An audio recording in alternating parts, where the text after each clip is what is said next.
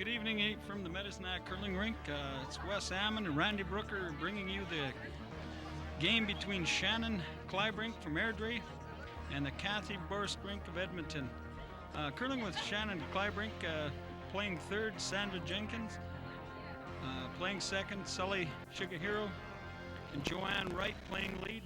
The Cathy Borst rink from Edmonton, Otwell Curling Club, is Maureen Brown playing third, Diane Shields playing second, and Katie Horn playing lead. Cathy Borst this afternoon, Randy lost a real close one, 4-2 decision to Cheryl Coleman in the A final. Maybe you got a few thoughts on that game. Well, yeah, Wes, it was actually a pretty well curled game.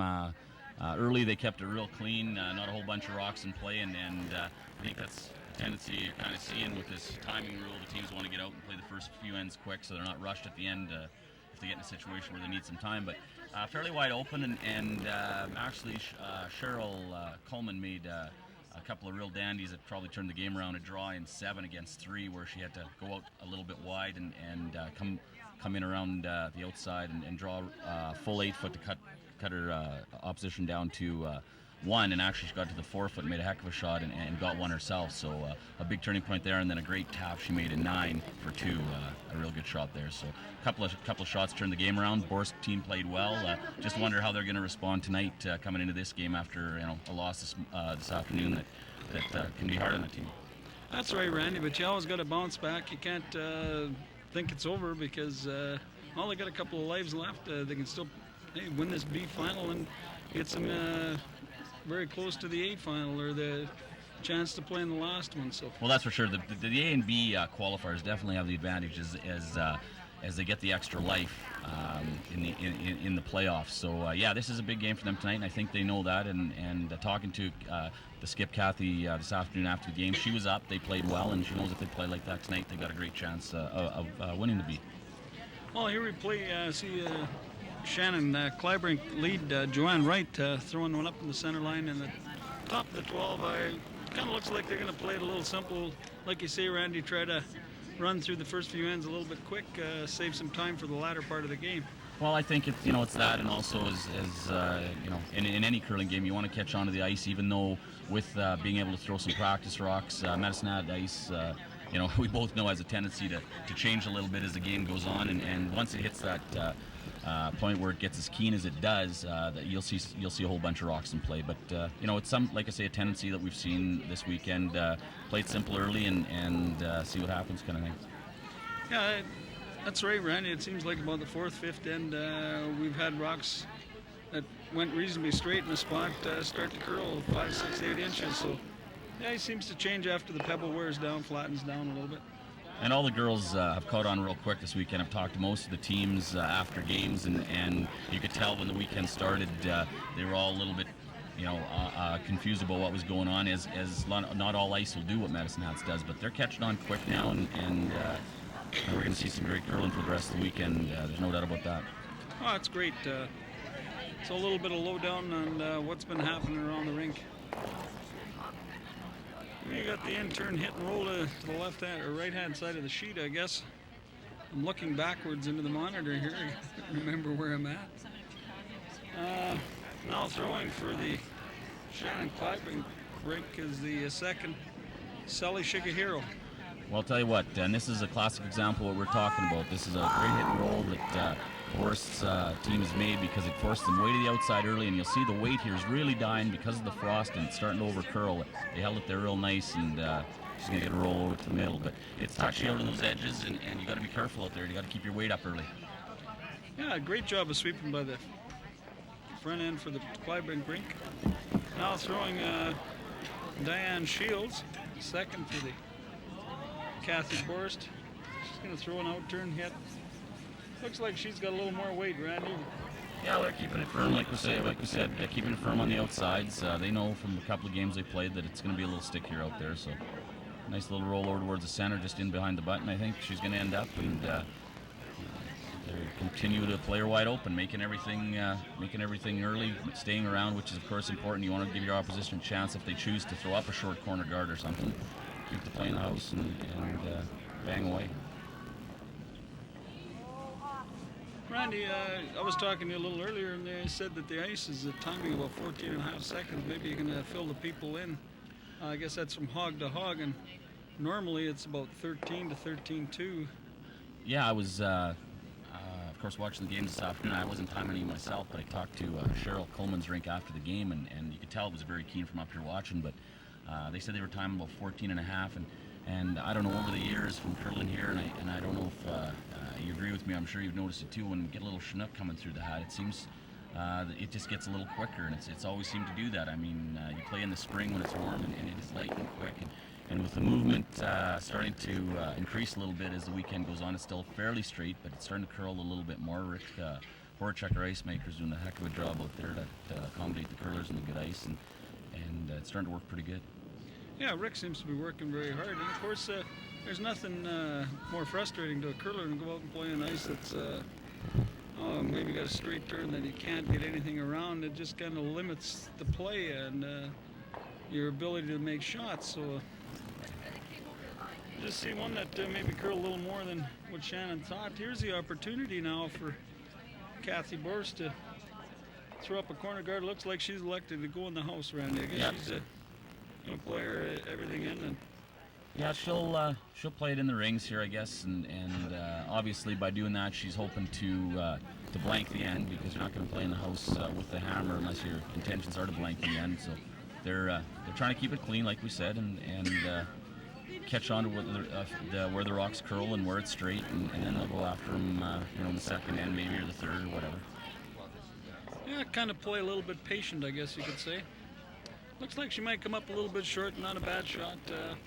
Well, this will be interesting. Yeah, we'll see. It'll be interesting to see what Shannon does. And right away, she did not even a second thought. She elects to go to the opposite side of the house. She doesn't want to go around that corner guard. She doesn't want to get into it quite yet. So hopefully she's hoping for it on the tee line. About if she's motioning there to the edge of the 4 foot into the 8 foot and make the difficult roll. Now it looks like the team may be trying to talk her to go around that corner.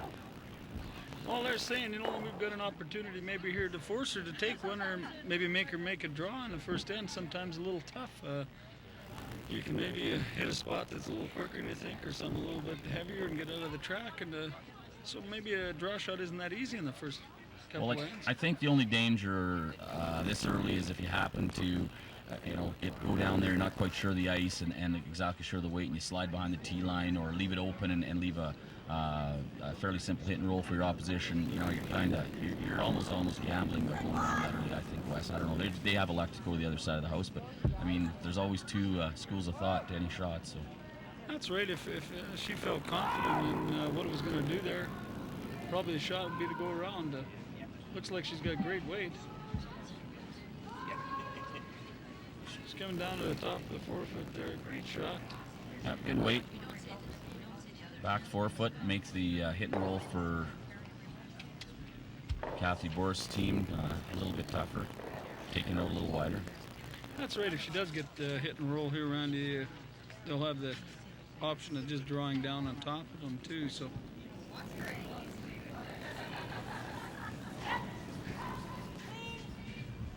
Just kind of get on this and then stop. It looks like it's straightened out. They're looking for a roll here. This looks like she may get the roll. Looks like she may roll a little too far, actually. They kind of got off it. It's rolling into the open and perhaps biting at the back of the 12 foot. Looks like it is. Just a little bit call of the sweep. 5-10 feet sooner, that rock could have been buried in behind. Great shot there by the third, Maureen Brown. Well, I think we noticed right away there they may have found a spot that is going to curl a little bit. That's the second shot that's gone in that path that worked over. So I think we'll see some play in that area when they start getting into throwing some draws and getting some rocks in play. That's for sure. Hey, that's a great part of the game, the drawing and when the rocks curl. Like it's called curling. Nothing worse than the rocks going straight down the chute. This one's starting to work over too on Shannon.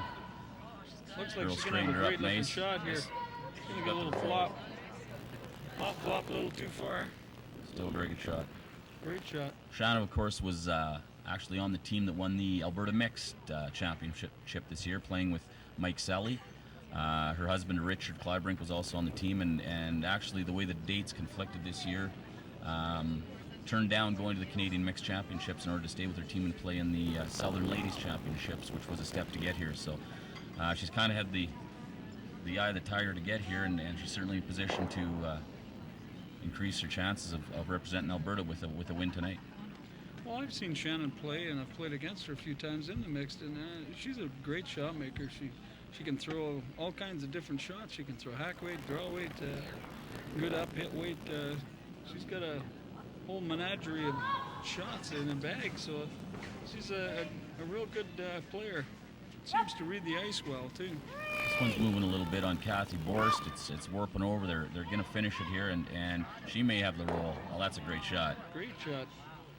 Tell you what, your skip makes a hit and roll like that with a hammer in the first stand on her first one, leaves her opposition one shot, and she's got to make a good one. She's basically got to come down to it and try to corner freeze on it, or try to bury it completely on the tee line and leave the shot for Cathy as tough as she can to get the deuce. So great shot by Cathy Borst, and that's a confidence maker. First one of the game, I think, Wes. When you come down and make a shot like that, you kind of get pumped up. Yeah, it kind of gets you a little bit relaxed and pumped up, like you say, Randy. But I don't think Shannon's really scared to throw this one. I'm sure she'll be somewhere near this and right on top of it. Seems to warp in there good. Yeah, this is the area where we saw them curl. So she's got the right weight and throws it good. She should be able to come down in there. Girls are just cleaning it now, waiting for it to make a move. Looks like she's got great line here, Randy. Just a matter of the weight. It's kind of hanging a bit now. They're bringing it back. They want to get it back as close to that corner freeze as they can. It's going to stay a little bit open. And this will certainly leave a chance for Cathy Borst to pick up a deuce in the first stand. I'll tell you, she makes this shot, and you get out of the gate with a deuce after winning the flip with two, what'll turn out to be two real good shots in the first stand. She could be real tough tonight, Wes. Well, that one seemed like it didn't really finish that hard, Randy. I think Shannon has got great weight on the first stand. No, weight was perfect. There's no doubt about it. Just had a couple inches too much ice. Yeah, and she's very close to making a great one too. Yeah, that's what we're talking about, first stand and just trying to catch on to the ice. Well, Cathy made a great hit and roll, and Shannon just wanted to make sure she got by the guard. She didn't want to rack, so you take probably a little extra and make sure you get by. And this by no means is an easy shot. I'm sure if Cathy doesn't have good weight control and perhaps overthrows this a little bit, it's going to hang on her. So weight control here is key. She's probably looking to throw maybe hack weight at the very most, Wes. I don't think she wants to throw much more than that. It's got to curl over at least onto the nose. Yeah, she's got to get to the nose of it. Of course, I think she's got lots of room by the guard, but it's out there. She has fired this down here. I don't know. They're diving on it. Wow, they're all over this. It looks like she's got fairly big weight, too. It's going to curl in it there. There it goes. There, makes it move. And a fine shot. A little more weight than I anticipated her throwing there. I didn't think she'd be able to throw that much and get it to curl, but that one worked in there nice. And they're great. And two great shots by Cathy Borst in the first end, and they're off to a 2-0 lead. How do you respond now with if you're Shannon Kleibrink, West? In this situation, I don't think you want to panic. You kind of play it and play for the situation where you can get your deuce back. You don't want to get into it too heavy right now. It's early, 3-guard zone rule. You're only down 2. Well, I imagine Cathy Borst is probably going to throw this one on the top of the forefoot, and I think Shannon's probably going to have to hit it and be a little bit patient. If you try to get that deuce back too early, you could maybe get yourself in trouble and end up giving up a steal. So yeah, you certainly don't want to play a little bit conservative. There's a lot of game left. This 3-guard zone rules open up so many different avenues. Like even if you're Cathy Borst, you say, okay, we played a great first stand, we got our deuce. Maybe we want to throw this short and get into it. It's, whatever you feel your team's strengths are, I guess, or how you're feeling that night. There's a lot of variables, how the ice is. I mean, there's so many different ways to do things now. With the free guard zone, it's been a rule that's definitely changed the game of curling. It's great for the spectators. For the better as well. Yeah, I think it's changed it for the curlers too. Oh, I think they enjoy it a lot more. Well, I'll tell you, it's there's no time to relax out there. You get 2 or 3 up, and when you can peel your opposition out, you could kind of relax a little bit. 2 or 3 up now, and you're usually scared. you know there's going to be rocks in play. Yeah, I think it's good for the curlers. It's nothing better than going around a guard. No, the rocks in play are the key to the game. There's no doubt about that. Maybe just quickly here, while we're in the early parts of the second end in our Kleibrink Borst B final, we'll take a little gander over here and bring you up to date in the Two games in the C event tonight, which feature Shannon Morris and Deb Santos in one of the games. Santos has scored a deuce in the first end, and Deb's trying to get things going. She's a 3-time provincial champion when she was Deb Shermack before she was married, and kind of a rough go so far this weekend. They're in the C and they're playing Morris. And Vicky Sajoli from Medicine Hat, who has suffered a couple real heartbreakers this weekend, also in the C, and she's against Cathy Johns, and Sajoli has taken a single point, stolen a single point in the first end, so they're up 1-0. So we'll keep you up to date with those two games, what was going on, and what do we got going in our feature game, Wesley? Well, they've just been banging away here, Randy. Nobody seems to want to play anything quiet or soft or freeze anything, so they're just kind of content with hitting everything and waiting out the possibilities, I guess. Well, I think this is just what we mentioned right after they scored the deuce. Shannon isn't going to push the panic button. She's saying, we're good enough to 2 points isn't going to beat us, and we're going to pick a spot where we can get our deuce back and tie this thing up, or perhaps pick up 3. So. Well, I think she's playing it very smart, Randy. I mean, too many times you see a guy gets up the deuce and then he figures, well, I got to get it back right away. You don't have to get it back right away. If you're patient, sometimes you get a 3. So. Well, that's right, and once again, the free guard zone rule: 1 down without the hammer is not the end of the world as it used to be when you could be peeled out by a team. You're gonna have a chance somewhere along the way to steal that point, and that's always important when you do get down 2. Well, if you're forced to 1, okay, we can steal that back sometime. We're always going to have the opportunity of having a guard in play. Well, that's right. I mean, there's nothing your opposition can do about it. If your lead exactly. man, if your lead man makes his guards early in the end, there's nothing your opposition can do about it. They have to find a way to play around them, or play around them, I guess. You got to play around. One of the two. Yeah. Food order for Frank. It's actually put the whole team into play. You got to be really solid right from the lead to the skip, and everybody's got to be able to make that soft shot. And it's brought everybody, put them into the game where they've got to really be thinking all the time. So I really enjoy the game a lot more with that rule. About 10 games into the year, I was talking to a couple of guys on our team. I said, well, who do we give the bad rocks to now? I mean, your lead man, he has to have his. It's just essential that his rocks are in play. Yeah. And if you had a couple of bad rocks with the old rules, you gave him the lead man. He caught on to him, and it wasn't the end. It wasn't the worst thing that could happen if you would throw one in the house instead of up front. But I mean, it's so key now to get those rocks in play. I don't know what you do if you find a piece of bad granite. Yeah, it's a tough decision, but I guess you don't want the skips on. Why not? If they're so good. It's like the leads always say. You give me the tough shots and all the bad rocks. Yeah, that's exactly right. How am I supposed to make anything? Tell me to play 90%. Things still wide open in the second end here. Kleibrink versus Borst in the D final. And Shannon, I believe I just saw a motion for corner guard. There's nothing in play right now. Well, they hit and rolled out of the house here. I guess they've decided they're going to go in. I thought maybe she would throw up the corner. Now they're going in the rings. I'm not sure exactly what Shannon may be thinking. She has a chance here to throw a corner up, and I certainly don't think that Cathy Borst would want to go around it. So I don't know. It might have been a situation there that you might have wanted to throw something short. Yeah, I think it was a good opportunity, Randy. Force them to make a good shot, splitting, putting it on the other side of the house, or maybe going around and maybe they slip a little deep, and you've got the opportunity to come in on top. Or leave it in the open, and you get the chance to hit and roll in behind it. There's a whole bunch of different things that can happen. You saw it happen in the first end where a couple of good hits and rolls, and they score a deuce. It's not too many times you can look back and say the first shot of there we have a miss on the Borst team. They got a little tight with that hit, and maybe Shannon Kleibrink knew exactly what she was doing putting it over there. I guess it must be a real curling spot there, Randy. That thing, she missed it by a good foot. It must have really curled a lot more than they thought. Or maybe she got it started a little bit, and this ice, it's right. unforgiving. Gotcha. Shannon Kleibrink rushing up here to give the girls a hand sweep on this. It's essential. Yeah, it looks like it's got lots. It's essential. It's in the rings now. They're trying to split their house, get it to the tee line. She's got lots.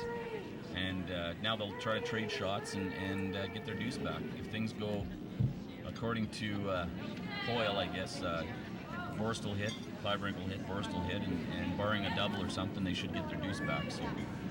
That's right, Randy. Pretty basic shots now. Just got to make sure you hit and stick around. And that's all it took was one miss. I mean, the end was played basically perfectly the way the skips were asking, and you have one miss, and all of a sudden your 2-0 lead disappears. Certainly not the end isn't over, but the opportunity is there now for Kleibrink to get her deuce, and that's all you're looking for. Your team gives you the opportunity, and the skip finishes up the end, and you should get your deuce. So. Well, I guess Cathy's going out in a little bit of unfamiliar territory here too, Randy. We see that other one curl a whole bunch out there in the 12, so he's probably not too sure what this is going to do out here.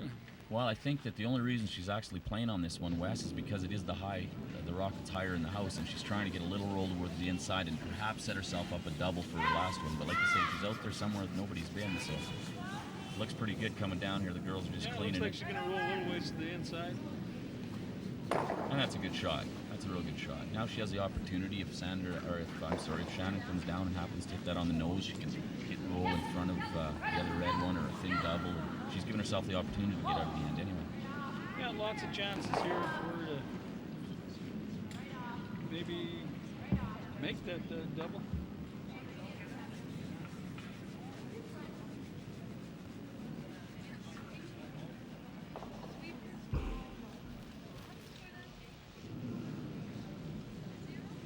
Okay, Shannon Kleibrink throwing the out-turn hit. Trying to sit to. Going a little bit.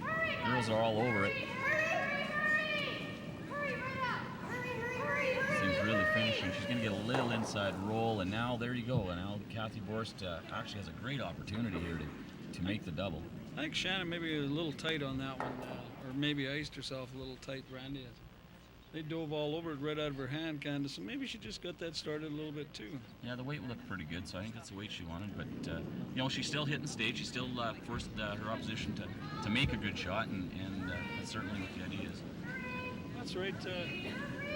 Sometimes those doubles, they look like they're there, but they're not that easy either. You gotta hit that first rock in that pretty important place.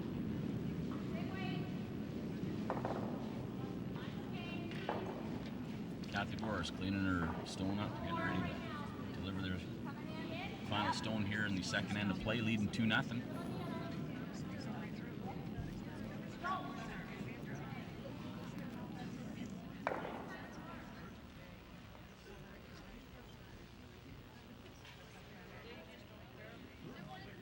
Cathy getting ready to throw this. She's coming out and lets it go. Sweepers get on it. Just cleaning now. I'll tell you, she's got some pretty good looking line here. They just got off it for that moment there, Randy, and it just curled onto the nose of it. I guess they had to stay on her. That looked like it curled pretty good. She fired that. Yeah, she didn't spare the horses on it. The weight was pretty good, and it did seem to finish. So Shannon Kleibrink with that wide miss, open hit here. With the miss they got. Score two, tie the game up. Miss they got from the third Cathy Borst team, looking fairly large right now, as it looks like we may have a tie game here after Shannon Kleibrink open hit for 2 to tie it up. In the sweeper's hands now. Looking pretty good. The girls are just cleaning it now. Sally Shigahiro jumps on it. Looks like she's going to get it right on the nose. And, good shot. So a deuce for Shannon Kleibrink, and we're all tied at 2 after 2 ends of play. Yes, Randy, just the one wide open miss there, and it turns it back to a deuce for Shannon Kleibrink. So I guess every shot out there is pretty important. It just shows you that you score your deuce, you still have to go out there and make them all, and keep the other person off the scoreboard. So one miss, I mean, you get a miss from your opposition, and they capitalized on it, and that's what you have to do. You're not going to make every shot, but when the opposition does give you a chance, you've got to jump all over it. Looks like lots. Here we're seeing Joanne Wright lead for the Shannon Kleibrink rink. Looks like they're maybe going to go up with a guard. Well, Trying to get that one just a bit short of the house there. Looks like that spot right there, Wes, right around the center line, is really starting to slick up. That one, I thought she had great guard weight on, and true to form, Medicine on ice. Third end, 3-4 rocks over each spot, and all of a sudden she's 13 and a half seconds. Cathy Borst, and this decides to go to the outside corner. Well, that guard's a little too tight for her to fool around with this early. I think she's saying, okay, well, tight out, get the hammer, open again, as we did in the first end, and with another break, another hit and roll or something, we might get her deuce. But Girls haven't touched this at all. They're kind of walking away from it. Looks like she may have a little bit of extra weight here. Shannon now moves up to sweep it. She's going hard on it. It looks like she's just through the rings there. That was a real opportunity here for Shannon to set up another guard and maybe have the opportunity later on in the end to go around that one. yeah, I don't think I think it's a good call. She doesn't want to go around that, because even if she got around it perfect, it would be a fairly simple straight back double. So she's going to ask for another one short, kind of guard the guard, I guess, more or less, what you call it. All of a sudden they're sweeping it, looks a little heavy. Now they're going around it. No matter where this ends up, it does get around it. No, she's on the front. Wow, look at that thing worked over. They found a spot that curls her, West. Yeah. Oof. Don't you love it? Make some shots in that spot if that's what it's going to do for the rest of the night. Well, that's good to see to have the ice working like that, Randy. You can always take a couple, 3 or 4 or 5 inches more ice if you need her. Yeah, and I'm sure the next time that Shannon Kleibrink puts some broom down for her in that spot, you'll definitely notice that she's going to be taking a little more ice. Now this looks a little tight too. They're really going on this. She may be on the front here. I don't know. The girls are really working it. Cathy just screaming. That was a great Not shot. bad. Do you think we can give her full marks for that one, Randy? Well, I think you got to get more than full marks. Move the guard too. Good sweeping by the girls to actually make that shot. It was a little tight. That's and they right. got a little fortunate, but hey, you need some breaks. That's true, Randy. You can go out there and make every shot in the book and sometimes lose. And it's just, you need a break. You look at Vicky's game yesterday. They were leading 3-1, and she's thrown a wide open hit, and we happened to be doing that game. And 5 feet from the hog line, they kind of get off it. They were cleaner. They get off it. Picks up a hair, and she gives up a steal or two. I mean, it's just a bad break. Yeah, that's right. And I think the key thing in this kind of competition or any cash spiel you're in, and you're going to have to realize that you're going to get some bad breaks, but stick around long enough, be in the spiel long enough, be in the play down long enough to get some of those breaks back, because I'm sure they eventually even themselves out somewhere along the line, but I think I got about 640 coming. Oh dear. Yeah, so I know one of these years they're going to start floating back in at us. Guy always seems to remember the bad things that happened to him out there. Something picked something up, something did this, something did that. They made a lucky one on us, but I'll tell you, you get a few of them back that somehow don't appear that vital, but sometimes mean the difference between a win and a loss. So, live with it. Seems like every time you go out, you figure out a new way to lose a curling game. There was that many. Had them all until the free guard zone rule. Yeah. Now we can start over.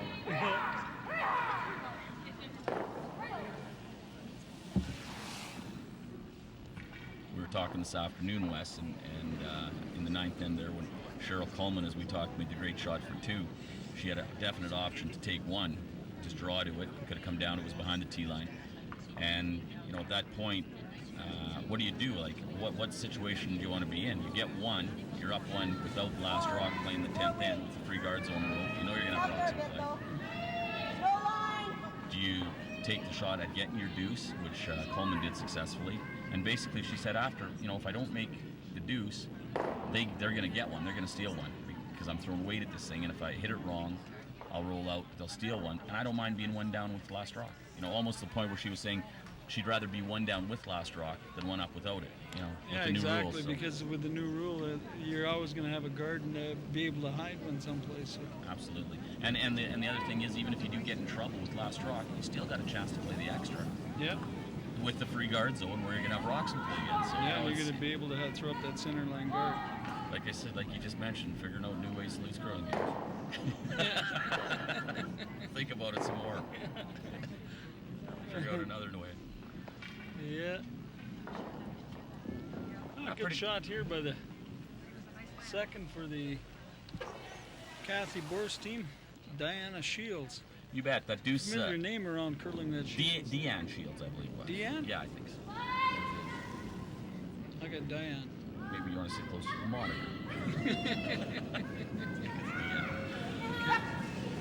But the deuce that Kleibrink scored in the second end doesn't seem to be bothering the Borst team a whole bunch. They're coming out making a lot of shots this end. And these girls are really doing a great job of sweeping this one. Very nice shot. That is a very nice shot. I'm not sure what happened on sheet 2 here, Wesley, but there was a big roar from the crowd. Of course, the majority of the people will be watching the Sajoli-Johns game tonight. And the crowds down here have just been unbelievable this week. And I'll tell you, Medicine Hat supports an event. It's just great. You know, from the opening ceremonies to this draw we're doing, which is on Friday night, the crowds have been great. And I'll tell you, even when Vicky's team hasn't been playing, the crowds have been good. So the people are coming out watching everybody, and it's been a good time so far this weekend. Everybody's having lots of fun, and we got a couple of days left. That's great to see too, Randy, that the people do come out and support. You're only as strong as your fan support, so yeah, it's good for the girls, the local girls, to have people coming out watching them and supporting them and giving them that yip yip hooray and helping them along. And you know, when Vicky's team won a spot down here, I was talking to them, and they were just absolutely thrilled about getting a chance to play in front of the old hometown fans. You know, some people maybe react different and be nervous, but they're taking it all in stride, and they've been playing great. And they certainly, in my opinion, deserve a better fate than they have had right now, up to this point. They played a couple of great games, lost on one shot each game on a couple of bad breaks. So, you know, they're hanging in there, and they're pretty positive of what's going on. They came out with the attitude in tonight's game. They want to see Sunday, and they certainly, you know, have the ability to be in that championship game Sunday. Well, yeah, you're never out of it until the last rock comes to a stop, and you don't have shot rock. As long as you got a rock left, you got an opportunity to win. So you can never say die. No, that's right. All right, Shannon Kleibrink coming down to throw her first shot in the third end of play. Score's tied 2-all. Just attempting a out-turn hit on the yellow one. I don't know, West, does she want to get a little flop if she could towards that red one of hers, or is she just content to hit this on the nose? She got burned like one of the one like this in the first end, where she rolled a little bit, and then Cathy Borst made a great roll on hers and ended up getting a deuce. So I don't know if she wants to roll or not. Probably wouldn't mind to get a roll, but she looks like they're going to try for it. Well, he's certainly trying for the roll here, as you can see by the sweeping. Rolls about a foot towards the button, and Cathy Borst immediately says, we're going to try to flop in behind this red one and get a deuce the same way we did the first end. Well, if she gets a good roll here, she does have a great opportunity to score, too. Looks like it's in front of the tee line, maybe a foot or so, so you hit and roll in behind the guard, there won't be any freezing down to it to salvage it. So maybe a good opportunity here for the Borst team. Well, there's just so many chances during a curling game to you know, make the shot that turns the end around, and it certainly doesn't have to be the skip. It seems like most of the time you remember shots that skip made to turn the end around, but it can happen anytime with all these rocks in play. It can happen with your lead shot. You know, it's a great way to play the game. Yeah, it can happen with anybody's shot. It seems like usually the skip shots are the ones that save an end for you most of the time. It's not really the guy that makes the hit and roll to score the deuce or something. He usually is making that shot to save an end. So. Yeah, that's right. Exactly. Well, Cathy Borst looked like she may get a little roll, and we're seeing that spot once again. They outturned going away. They finished hard at the end. She got it on the nose, and Shannon Kleibrink's going to attempt now to force Cathy into perhaps taking one by hitting and rolling behind that short corner guard. Yeah, she'd really like to roll behind there now, Randy, and force her to take one. You bet. I don't know if Cathy Borst hasn't thrown a draw shot yet. But, No, actually, I don't think she has, Wes. You're sure right. like to force her maybe to draw. Maybe she can pick up a steal here. They immediately jumped on this thing. And watch this spot now. If it does what it's been doing, it's starting to go. And yeah, there she goes. Snaps off there and probably a nose hit by the looks of things. Basically on the nose, and Cathy Borst have a wide open hit and try to blank the end. Wes. Yeah, she maybe could have had maybe a hair more ice on that, Randy. It seems like that spot is moving pretty hard there. So we've been going this way twice now for the first end and the third end, and it's curled a little bit more, it seems, every shot. So who knows where it'll end, kind of thing. They certainly don't want to get out to a point where you're overthrowing it perhaps a little bit and it goes straight down, you miss it. You want to make sure you hit it. The roll's a bonus kind of thing, I guess. That's right, Randy. You got to make sure you make contact with this. If you roll out, that's great, but you certainly don't want to go by it and give them a steal. All right, Cathy Borst, and this is another shot where she'll be looking for contact first and the blanks secondly. They're going to let it curl across the face or try to. I don't think it's going to. It looks like she may have the roll they were looking for a couple of shots ago. It's really finishing hard now. No, it's going to be a single point for Cathy Borst in the third end of the B final here at the Scott Tournament of Hearts Provincial Championship. It's a 3-2 game after 3. Wes, I don't think anything too out of the ordinary what we've seen so far. No, it's pretty basic curling here, Randy. Nobody's really trying to put any heat on anybody else. Just a little bit an update on the Sajoli Johns game. Right now, Vicky's laying 4 with last rock. The Johns team is throwing their last one here, trying to come around something in the top of the 12, trying to bury something to maybe get out of this. She lets her rock go, and they just dive all over it, trying to get it there to the rings. Looks like it's going to be wide open. Maybe not short, but yeah, if it gets in there, it's wide open. I think Vicky Sajoli's going to have it open in for 5 here. Well, that'd be a big swing for the Sajoli team. Yeah, she's going to have a wide open hit. She had great weight, but just swept it all the way, and it ended up in the tee line. That went by the guard by 2 feet. So I guess she just had a little more ice than what she needed.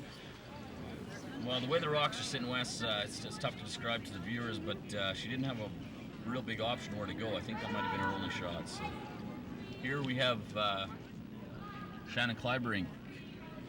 I'm sorry, I guess we're over at the Sajoli game. And that's the open hit for 5. Vicky Sajoli has an in-turn hit. 5, switching back over to our game here on Borst versus Kleibrink, and the corner guard, or I'm sorry, she's calling it in the house on the left corner. Good shot here by Joanne. Right, lead for the. Oh, Vicky's rock is on its way. They're just kind of cleaning it. They should get off it, I think. Well, we don't want to lose this one to a hair. She rolls out. 4 is not too bad, and she does. So Sajoli goes up 5-1 in that game, Wesley. And we're back to our game here, an out-turn hit. Looks like they're going to give it a hit and roll in behind the one in the center line here, Randy. They're really working hard on it. Oh, look at this roll. This is a great roll. Oh, yeah. Now that's the shot like we talked about last end. That's the shot that can turn the end around right there. Yeah, gives you the opportunity to maybe score that deuce. Well, Shannon Kleibrink didn't even hesitate. She immediately walked up to the short guard and called to run it off, run her back, get it the heck out of there. She's not going to fool around here. They don't want that button on that rock on the button. Wesley is Kleibrink has the hammer this end. She's going to try to keep the middle clean. Looks like we're going to maybe have a pretty good run through here. Well, that certainly doesn't hurt them. They move the rock off the button and left their rock in play. It's early enough in the end. That's a pretty good shot. Cathy Borst says, we'll just try to guard that. We're going after a steal here. She's not even fooling around. Well, Randy, we saw a hit move about 3 feet over there. We'll see what this draw shot does. Remember the third for the Cathy Borst rink curled by one there, and it seemed like it really hooked. So watch this shot of Kate Horns.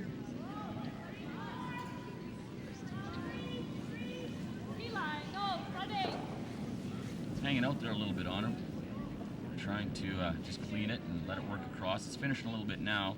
Probably a little deeper than, probably a lot deeper than she wanted it. Yeah, she'd like that maybe a couple feet short of the rings. I think they got the opportunity to make the double and the roll here. Well, and knowing the way Sally Shigehiro throws her hits, she is known quite well around curling circles as being a proficient hit and roll artist. Yeah, for and that's little why girl, she's she playing can second. really, she can really throw I don't know, that up weight. I don't know if she'd be 80 pounds, but I'll tell you what, she can throw nice hit weight, big hit weight if you want the doubles, like you see right here. She's picked it up quite a bit. Just cleaning it. A little straighter than the probably want right now. She drives it back past the Borst stone and sits half in the 12th of guarding it. Oh, that just had to curl another inch or so, and she would have made the double, Randy. So tough break there. Of course, that's a rock that they can use anytime. Cathy Borst looking at it now and saying, gee, do I want to leave that one there? If I don't cover it up, they can tap that anywhere in behind in the forefoot. I'll have a tough time getting it out. So she's looking at hitting this. Going to ask her second, Deanne Shields? I better say that right, or Deanne will be all over me.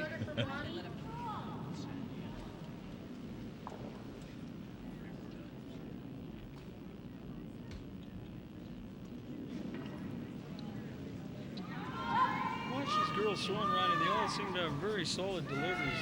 They're quite able to throw good weight. I think she iced her a little tight on that one, Randy. Well, iced her tight or threw it tight, one of the two, and I imagine what you're going to see here is a little tap up, a little raise, split, tap behind the guard, split there, whatever. Yep, you got a great chance right now to get a couple of rocks in play and kind of force hand.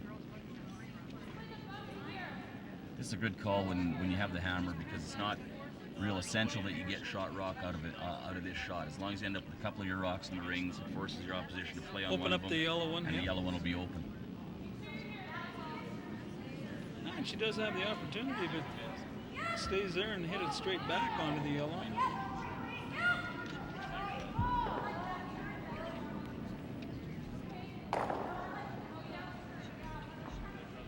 Just trying to figure out what turn they want to throw here.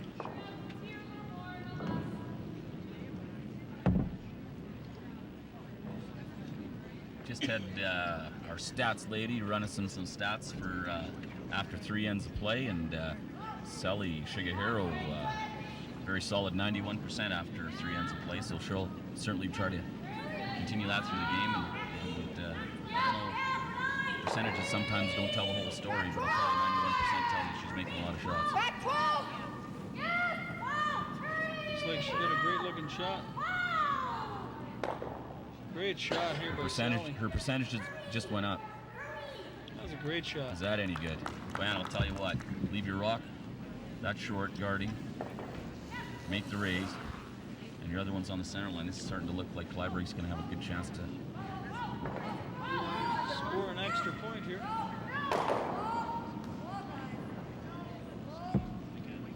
Cathy Borst asking her third Maureen Brown here to play the run through, try to run that red one back, maybe make the double and roll in behind the center line guard there. So. And Maureen curling 62% after 3 ends of play, so she has had some of the tougher shots that have had to be played, but I'm sure she'll want to pick that. She's very close on this one. She'll want to pick that up, and I think this is going to help her right here. Oh, the jam. Well, still got your yellow in there. Yeah, that's No. right. Maybe a bit of a sweeping error on that one, Randy. It just Shannon goes up there. She wants to hit the guard back. Just let you know that in the Santos-Morris game, Morris has taken a single point in the third end, and Santos is up 2-1 after 3 there, so they're playing 4. Sandra Jenkins, third for the Kleibrink Force. Wes, I missed the call here. Is she going around or is she tapping?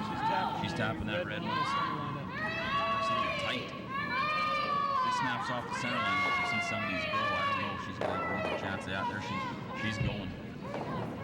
She's really snapping off. She may be on the yellow one. Just gets a piece of the red onto the yellow. Not the result you were looking for, I don't think there. I think she just iced her a little tight there, Randy. Well, they seem to jump on it right away, so either curled early or she may have got it going. I'm not sure. Sure curled, though. Well, we saw Sully's hack weight shot curl 4 feet. So, I don't know. I think she iced her a little bit tight, Randy. Could have, yeah, Just looking absolutely. at the broom there. Very possible. You betcha. That center line, well, I'll tell you, it's touchy. Get it over there on the other side of center, and she'll walk. Cathy Borst asking her third. Maureen Brown just come down, draw down to that one. Still not in that bad a shape, Randy, as it's sitting there. That yellow one is totally out in the open. And the Kleibrink redstone sitting on the right-hand side of the 4 foot is buried solid. So Well, I think the key thing here that they want to make sure with this shot west is they leave it in front of the red one. It doesn't necessarily have to be froze to it. Doesn't necessarily have to be corner froze to it, but it's got to be in the top rings. And she may have pulled the string a little bit. And when I said in front of it, I didn't mean quite there. Not that many feet? No, that's a little too far. Shannon immediately did a big. I don't know. There's an opportunity here to play hit and roll. That redstone can be split later. She could play the hit on the yellow one. You look at it, hit and flop in behind and be laying 2 in behind her red one. Yeah, have her in a definitely lot an of option. trouble. That yellow rock can be used later to angle it in on the red one. So I think I'd be inclined to maybe get rid of that yellow one, Randy. Well, I'll tell you, it sure wouldn't be a bad shot to come across there and hit and roll, that's for sure. And like you say, leave that red one. The problem you may end up with here is she doesn't hit this right. She may end up opening it up a little bit for the draw in behind the yellow center guard, and that's the danger of throwing this right now. That's right. Things are kind of closed out in the center for the yellow. So you got 2 red rocks sitting on either side. So they're pretty hard pressed to get in there. Well, like you say, Wes, even if she makes this perfect, that yellow one's sitting out there, you can tap that up and you might be on the same ground. This looks a little warm. Looks a little warm. They're sweeping it for line, but I think the weight may be a little strong. Oh, just going to chip it, and that's the problem right there. Now the center's open. Borst is trying to steal one anyway. I don't think she's going to hesitate and going right there. You bet. And that was the problem with playing that top. Well, she's even looking at angling the yellow one across too. So. Well, like you say now, the yellow ones. I mean, maybe you want to leave that. The only thing is, you don't get this one in there. You're looking at giving up a fairly big end. She may hit the outside one. Try to roll. Not a bad call. That's a good call. I think she's got second shot. The yellow's Cathy Borst. Well, yeah, basically by playing the shot west, you're saying, okay, you may have us you're going to have to play a couple of pretty good shots to get your deuce on us. We certainly don't want to give you any more than that. And sometimes with this free guard zone rule, you have to kind of, concede the fact that you're going to get scored on and don't be so scared about giving up 2 that you give up 4 or something. Yeah, that's right, And it can happen. You get so worried about giving up that deuce, and it's not that big a deal. You're 1 up, you give them their deuce, they're 1 up. You're in the game, it's close. You don't want to give them a big end. All of a sudden, you're in a catch-up situation. So. She's even got the opportunity to hit and roll in the back of the 4 foot here. Oh yeah, I mean, make no mistake, by the amount of hits Cathy Borst has thrown tonight in the first 4 ends, I think all of her shots have been hits. She certainly doesn't seem to shy away from hits and rolls. She's close to making a hit and roll. Well, they're really gonna have to hit this, sweep it over, and try to get in behind the guard. That's a good shot. That's a good shot. But that was a great try. Shannon's gonna try to hit one behind the guard, set up an end for herself. Well, she was about a half an inch away from making a really good one there, Randy. You betcha. Definitely leaves the door open for Shannon here. If she can come down and get a little inside tuck, she should, basically be on the tee line or just behind the tee line. That'll sure put the pressure on Cathy to come up with a good one to avoid giving up a 3-under. I'm not She lets it go. Looks like she's got a fair amount of weight here. Just cleaning it now. They were going on her. It seems to straight. Here it goes. Now it's finishing. Oh, that's a great shot. That's a great shot. She may roll a little further than she wanted to. Well, Randy. the only thing now is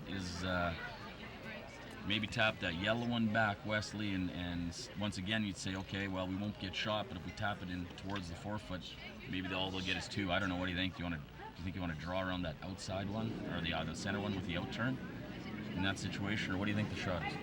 Well, it almost seems like anything that she draws in there with that out turn, they'll be able to follow her in and tap it out. So maybe the angle raise is the one to play. Tap it up there and make her draw a piece of the 4 for a 2 and say, okay, well, we're 1 down. That's, not too bad. They've actually been, with the amount of rocks that have been in play this end, and we're starting to see a little more every end. It seems like Kleibrink's starting to gain a little momentum here, and even though they're down 1, they've had a great end. They've had some great shots made this end. They're sure putting the heat on Cathy Borst right here to come up something to avoid giving up 3. Yeah, or more. Or more.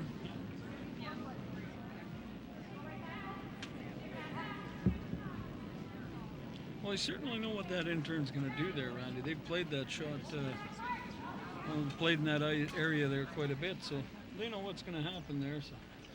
Well, this is one of those shots where, it's early in the game, but you got to believe in your mind that this is one that could turn the game around, because you certainly don't want to give up 3 here. 3-under is getting a little too big, and, it's not over, but you're down 2, and the pressure's back on you guys. After giving up 3 to come up with a multiple count the next end. Well, I think Cathy's pretty confident she can angle this one across there. She's taking a little more ice than she initially sure she took. hits it that way. Well, yeah, I mean, you don't. The last thing you want to do right now is come down, hit it on the nose, or hit it on the inside, and yeah, you'd roll for second shot, but then you just leave her a draw to the 8-foot. So you definitely want to hit this on the outside, angle it in towards the red ones, and you got 2 red ones you're shooting at there. yeah, too, the target's fairly big actually. Like she hits anywhere on the outside, and she's got a good chance of making this. And she's got a lot of weight again, Wes. I don't know. It looks like it's really curvy. It's really walking. Not as much weight as I thought. It's really dying on the outside there. She's gonna get it on the outside. She may just sneak her by the back one. Look at this. Okay, that is the best you can do on that shot. If the scorekeepers don't give her a 4 on that, I still don't believe in percentages, because she can't do any better than that on that. Scorekeeper kind of smiled at him. Clarence, you got to give her a 4. She's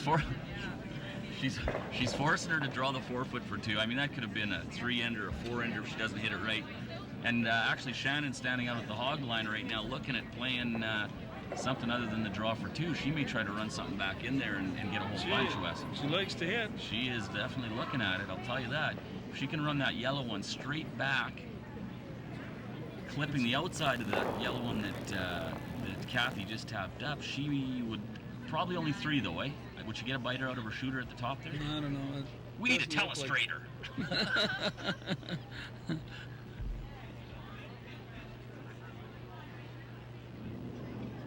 Where is that turn? Drawn for 2. Decided to draw. Probably a wise choice. Probably a wise choice, yeah. You start banging rocks around up front there, and all of a sudden you clip your shot rock out, and you give up a steal of 1. Well,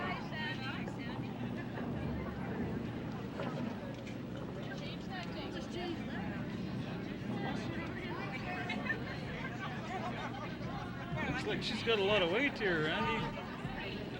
She started sweeping, and now they're off at... Well, Cathy Borst has just dodged a major bullet with that shot she made there, the angle raise, Wesley, because she gives up only 1 point, and I'll tell you, that was a great shot. Great shot there by Cathy Borst to keep herself from giving up a big end there. We've seen a few good shots this end. Cathy was a half an inch from getting a great hit and roll with her first one, and she comes up with a second one, makes a fine shot. So what kind of game are we going to see in this? And is Shannon going to throw the guard up front? Well, I think we're getting to the point now, 5th end. They're onto the ice, probably onto the weight a little bit. And, they're certainly going to probably get a few more rocks to play. We're seeing a few more rocks to play. Well, Wesley, we just got informed there that, as you see on the screen, we'll be back in a minute. All right.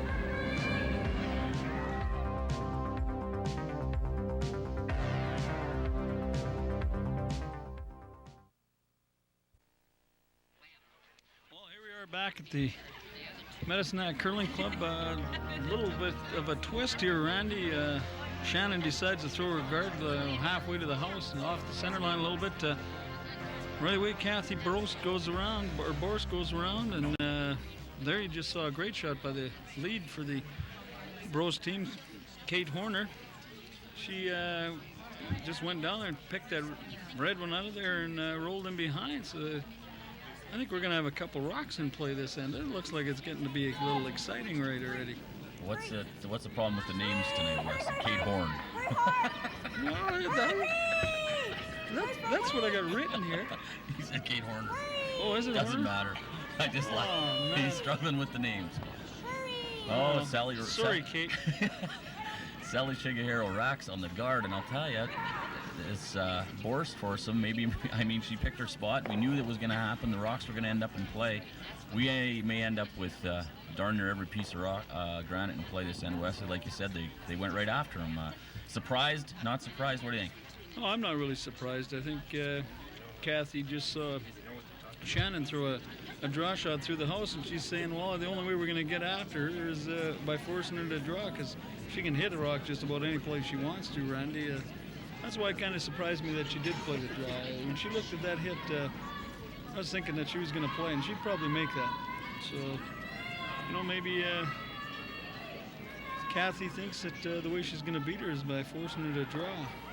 Well, they certainly trying to get something going here. That one's a little deep. I kind of missed what you were saying there. I was getting harassed by some people that are in the broadcast booth that shouldn't be. Namely our club president and his, Leon. Get out of here, you scrubs. Trying to throw, probably Sally will probably crank this one up a little bit and try to get rid of a couple or maybe all three. Wes, what do you think? Inside nose, maybe the whole works or what? Yeah, you might be able to get them all. I think she'd be happy with getting a pair of them. Tell you what, she's got a great looking line here. Might have to curl. Oh, there she goes off that center line. Man, does it snap there? She hit on the wrong side though. Should be two though. Okay. 1, 2, yeah. Good shot Great by shot Sally. by Sally. You betcha. And that's the problem with where that rock ended up of the Borst teams. If that's short, I mean, they've got an end going. Now all of a sudden they're going to be scrambling to get their deuce. You but betcha. That's the thing is she didn't even have to be anywhere near the house. Really, like 2-3 feet short of the house, and it would have been a great shot. But you bet. Slides in that tight, sets up the double. And Sally's not going to miss a whole bunch of those. We mentioned last end she's a known hitter, and there was a classic example. She can throw hits with the best of the girls out there, that's for sure.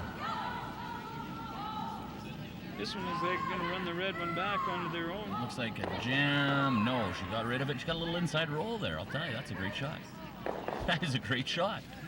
She got nothing wrong with that. You bet. Shannon, no decision here. She's saying, okay, we've got the corner guards up, let's use them. Asking for a corner freeze.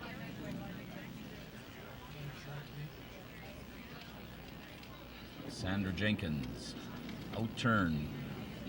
And she knows it curls here, so you're going to be able to get to the face of that rock. They're on it right away, and I'll tell you, when it gets off the center line, watch it move. Right there. Look at that. Zoom. And it looks like she may be on the guard. It is a touchy spot there, Wes. I don't know, how you would have to take about 10 more feet and then hit that spot for her in order to make that shot, and she had plenty of weight too. Yeah, it looks like she would have probably been there quite easily. She hit a good chunk of that rock and rolled a long way, so I think she'd probably back 8 foot, back 12 times weight. So. Well, I'm certainly impressed with the way Cathy Borst team has come out tonight. They're playing a real solid game. We talked about if there may be a letdown after the A final, and it certainly doesn't look like they're even dwelling on that game one bit. Well, they probably realized, Randy, that Cheryl Coleman did make a couple of really good shots to beat him. They had an opportunity, I guess, to seal a couple of 3, and she comes up with a good draw shot to score her ace. And you bet. Hey, you can't take that away. I mean, if you're playing good and you get beat, well, you just got to figure out a different strategy or try something different to beat them. So. Much the same as I think the Jolie team was thinking today, you know, we just got to keep playing like we're playing. They're playing good enough to win some games, and right now I noticed that they've stolen a point in the fourth end over there, so they're up 6-1, and they got things well in hand there. So it looks like they may live to see another day. I mean, it's still early, it's the fifth end, but things are looking pretty good for them, and they seem to have things under control. Here's a different call, Randy. I don't know, most men's teams that you'd see would probably go around that with the two centerline red ones and try to hide something and maybe score 3 here, but Cathy Borst decided she's going to draw to the open side and take her deuce. I don't know, I may have been a little bit more aggressive and tried to get around that centerline guard. Well, I'll tell you what, you know, if you get around that center and your top 4 half buried, she's going to probably come down and try to play the double off that one you just threw. I know what you're saying, and I do agree with you. Just a little more conservative approach. Now, the only thing is here, if Sandra Jenkins happens to get this hit and roll, that one on the outside rings may not ever come into play again, and it certainly looks like she has got a sweetheart of a shot here, you betcha. Well, there was your chance to go around the center, like you say, Wes, and she elected not to, and Sandra said, well, if you don't want to be there, I guess we do, and they got burned. That was a great shot there by the third Sandra Jenkins, Kleibrink team. Cathy now kind of looking at perhaps peeling the guards off and saying, okay, you made a great shot, but you're not going to get us going around those 2 short red ones quite yet. So she'll try to run them both off here and open it up, and she may even get a corner guard off that peel onto her, you know, over to where the yellow one's sitting in that line. If she does that, you know, she's certainly accomplished a lot by playing the peel. Well, the 4-foot's open, I guess she's got the opportunity. They dive on this thing. Out-turn hit. It's a little straighter out here because it hasn't got to the center line, as you see the girls letting up a little bit, and she may jam this. I don't know if she's going to get anything out of this at all. I'll move it over a little bit, but I'm sure you'll see Shannon Kleibrink throw a short corner guard here and certainly look to try to steal one.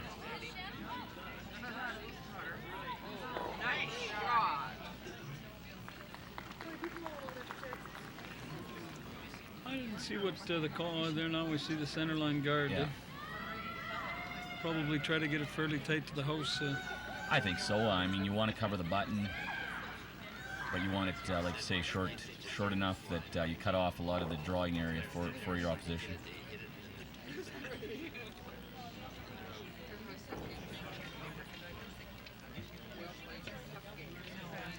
Well, we'll see if Shannon's got the weight. She threw that draw for 2, and she had a fair amount of weight on her to end up skidding through the house, so she's really going to have to hold her back on this.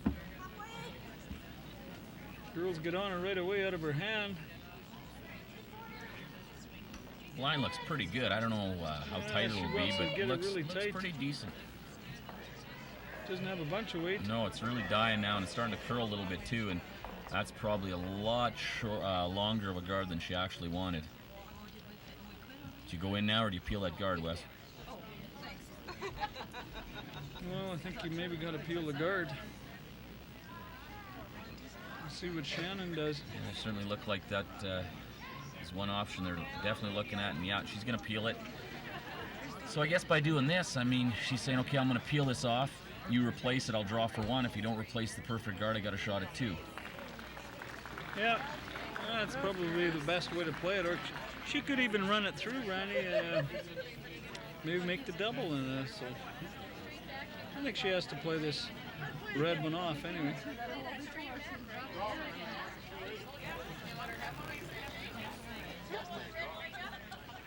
She just come through this hole here. Play that one. Go yellow on the bench. She's gonna hit the back and yellow one over to the third one.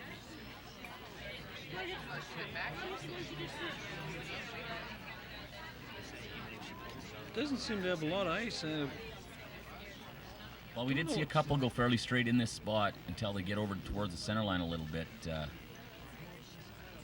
So she's planning on running the red one that way? Towards her yellow one? Is that what she's doing? Well, man, I'll tell you, I don't know. Maybe, is there any chance she may be trying to play the out-turn through the hole and pick it out of there? Oh, maybe that's what she's trying. Man, I don't know. This is pretty touchy. Like you say, if she happens to hit that red one on the inside, she could draw it back onto her yellow one. You're not touching this. It almost looks like she's trying to go through the Well, hole. it certainly does, and she's close. Oh, just nudges it. Well, she accomplished getting the guard off there and came darn close to making a dandy. Kleibrink, Shannon Kleibrink will now try to All that replace had that to one. do was curl another half an inch, I guess she hit of it. Eh? Yeah, she didn't hit much of it, that's for sure not.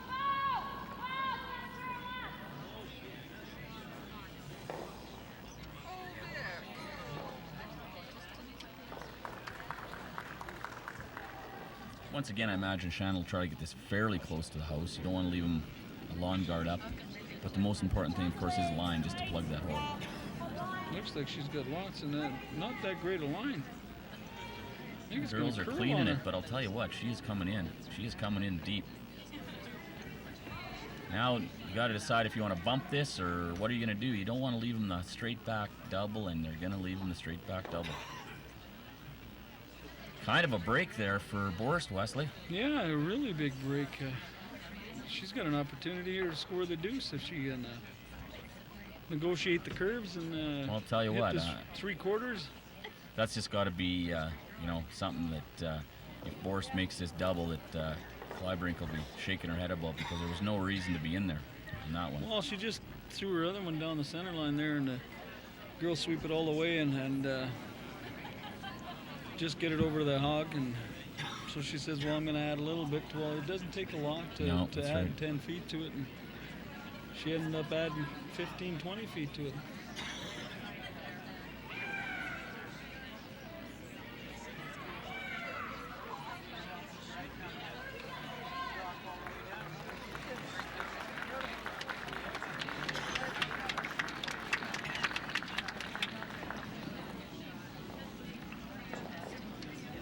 Cathy Borst in the out-turn double for 2. Basically, anywhere just off the nose. If it happens to curl a little bit, you can play it on the inside. If it hangs a little bit, they can play it on the outside. She's picked up the weight a tad here, maybe a little harder than she wanted to throw this. I don't know. They're going on it now. They're really going on it now. Very close to making this. Oh, it looks really good, Wes. Oh, man, I'll tell you what. That's a great shot. Great shot for Cathy And Borst like for I say, deuce. Shannon Kleibrink's guard, she knows now. That cost her dearly. Once again, 2 down. You got to be impressed with the way Borst play it. I mean, she gets these opportunities. She bailed them out last end with the tap. She made the hit and roll in the first end to make the deuce. She just makes the double now to get the deuce. Boy, I'll tell you, she is on fire. That's right, Randy. She's made just about every shot in the book here tonight, and she's up for the game, I'll tell you. She's really looking forward to get back to play the Coleman team in that AB final, I guess. She'd certainly like to win the B here and get an opportunity to play Coleman again and see if she can't unseat her. Well, I'll tell you what, I mean, that's the great thing about this format. When you get to provincials, there's 8 teams, and the chances of playing somebody more than once are very good, because the farther you advance on, the other teams start dropping down, or you drop down into an event. And there's always the revenge. Okay, yeah, they beat us the first game. We didn't play that good. Let's go out there and play a little better, and we got a great chance to win this thing. So a little disheartening for Kleibrink, I think. West, that end was kind of hers. They kind of owned the whole end until her last one, and Borst forced her to make the guard. She didn't make it. She said, okay, I'll make the double for 2. Well, there's a lot of game left, but like you say, Randy, it's just the missed shot there, the guard. If she throws the guard and forces Borst to play the draw, we haven't seen her throw that many draw shots, Randy, so we're not too sure how well she's going to come up to being able to make the draws. Well, that's right, and I'm sure that's something that maybe right now at the 5-end break, the coach of the Kleibrink team may be pointing out. I mean, sometimes when you're on the ice, you're in the heat of the game, you don't always notice that, yeah, this girl's made about 4 or 5 great hits, but we haven't seen her throw a draw, and it may be something that the Kleibrink team maybe will be pointed out by their coach to, yeah, let's get some rocks in play. And for the people watching the game in the curling club now, and for people watching the telecast, you may be in for a very entertaining second half of curling. Well, Randy, we're in our 5th end break. Maybe what we'll do is take a little break and come back, and when the girls get back out here, show you some more great curling. Great. looking forward to the second half.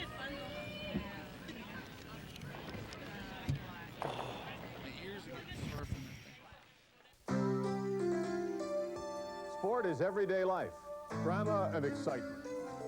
Canadians play it, live it. The triumphs, the falls, intrigue and exposure. Our love for the game goes beyond the final score, beyond the headlines. Because inside sports, there's more than one story. The pulse of sport news. Dave Hodge and TSN Inside Sports. Weeknights on Real TV, TSN. Here we are back in the sixth end of play with the Shannon Kleibrink and the Cathy Borst teams out there battling it out. Randy, the Cathy Borst team last night, or last end, had an opportunity. There was a short guard, and she went right around it, and consequently, the end, she ends up with an opportunity to score two, makes a good shot. Your thoughts on this end? Well, I think, of course, now you're in the sixth end. You're playing in home end, and you're and it's getting later in the game. And I think Kleibrink, she's gonna have to muck her up a little bit here. She wants to move this one off the forefoot, of course, because she doesn't want to leave it there with an opportunity to give up a steal. But once she gets this moved off the forefoot and perhaps gets a hit and roll here, you're going to see a bunch of rocks in play, I think. Oh, that's right. A little bit different strategy. You saw Cathy Borst with her leads. First one, she threw it in the top of the forefoot. Shannon Kleibrink, she goes over and puts up a corner guard. Yeah, they just looking to get some rocks in play, of course, and that's the way to do her. Just got some stats handed to us here, Wesley, and maybe just quickly run through them for you. The Kleibrink team stats after 5 ends are a team percentage of 80%. The Borst team is curling at 73%, so but have a 2-point lead. So how do you interpret that? That's percentages. That's why a lot of guys don't put a lot of belief in percentages, but fairly close in the percentages. A few percentage points difference. The skips are a little bit of separation between them as Cathy Borst at 85% and Shannon Kleibrink's at 72%. So maybe that's where we're seeing the difference right now. The team percentages are in favor of Kleibrink, but the skips, there's quite a difference there. Well, you see that one draw shot that Shannon missed for her deuce probably is the difference in the whole game, and even in the scoring, if you want to look at it that way. Here you see a different twist, Randy. They got two corner guards, and there's a rock out in the open, out in the edge of the 12, and they decide to freeze it. I think it's a really tough shot to make that freeze out there way out in the edge, and why throw up corner guards and then don't go around them? Well, I'm very surprised, Wesley, and I think she wanted probably to keep the play away from the center by doing that, throwing it in the rings, perhaps a corner freeze, but you're getting way out there into uncharted territory, and now you've guarded it. You've left the opportunity for the Borst ring to get around this center guard, and you're getting yourself into some hot water here if she makes this one. Well, I'm a firm believer the first one around has kind of got the opportunity. Of course, you got to have it in the right spot, but the first one around that center guard seems to have the advantage, Randy. The next guy coming trying to move you has got to make a tough shot. So I think it's maybe a bit of a skipping error on the behalf of Shannon there, trying to make a really tough shot. Yeah, you bet. We'll see what happens here now is they attempted to play the straight back raise on the yellow guard and ended up angling it in behind the corner guard on the right-hand side of your screen. It's not completely buried. It's about half buried, and I think Shannon's going to ask for the corner freeze here. She's in a situation now. With that one call that didn't work out for them, she's into a gambling situation here now. And 2 down, she wants to get some rocks in play, but she'd prefer to have some of hers behind those guards instead of the opposition's. Well, she's definitely going to have to take one here. They've got 2 rocks, one half buried and one totally buried. So, I mean, there's no way you're going to be able to bail out and try to blanket. So she's going to have to come up with a score here of 1 for sure. And so she may as well start looking at manufacturing a deuce out of this. That's right, and she's asking Sally, it looks like for about board weight, quiet hit weight, come down, tap the yellow one out, and perhaps roll in behind that yellow center guard. And we'll see what Sally comes up with here. She's at 87% after 6 ends of play, or after really 5 going ends on of this play. one They're hard. really going hard. This one may be on the red front guard. It certainly looks like it. They may get a break here off, get a little kick off the yellow. Well, okay, she got the guard off. It's not that terrible. bad. No, she's got the red one she can use now, and I'm certain that that red rock will move before the end's over. Well, Cathy not really removing anything. She's just going up there and she's going to tap her yellow one back. I might be inclined to hit that red rock, hit and flop in front of yours, hit it on the nose. Well, it's she's going to get offensive here or play the defensive shot. And yeah, you're 2 up, hitting the red one. It eliminates it from play. You don't have to worry about it anymore. But she's saying, no, we're 2 up. We're in good shape here. And she's trying to go on the offense, play the bump. And I'll tell you, it's a great call, like any call in curling. It's a great call if you make it. She bumps this, straight back or a bit of an angle in onto the forefoot. It looks like a little bit of weight here, and she may tap it well into the rings. It's going back, T-line, 8 foot. Shannon's trying to get it out the back. Just going to hang on the Just back. hangs on the back. That doesn't really help Borst team at all. In fact, it probably helps Kleibrink. Anything behind the T-line right now will help them. It's a bonus. And yeah, they're going for the tap, and that's what we talked about. That red one. If you don't make that tap on your yellow perfect, they're going to play the red one, and that looks like what's happening here. She may play the hit and roll, however. Leave the red one for later on, Wes. Not a bad call. Oh, I like it. I think that red one's splittable to be maybe count 2. Hit a quarter of a rock, you can get them both into the house, and chances of maybe scoring extra points off it. Looks like she went back to her original call here, Wes, and is going to play the bump on the red guard. So, once again, a lot of options. You kind of go with whatever's you feel in your heart that is going to work out, and hope you make the right decision. That's right. Either one's a good shot. You got to make them. Whichever one you think is the toughest shot for the person throwing it. Sandra Jenkins curling 75% after 5 ends of play. So you see. She's losing line awful quick here, Randy. Wow, this is really curling over. She may get the hole. She may be going through the hole. If there's a hole there. Wow. Splits the 2 red ones onto the rings. Not that bad. Those can both be utilized maybe down the road somewhere to bump, but she was sure hoping to get shot rock out of it. 2 yellow counters right now.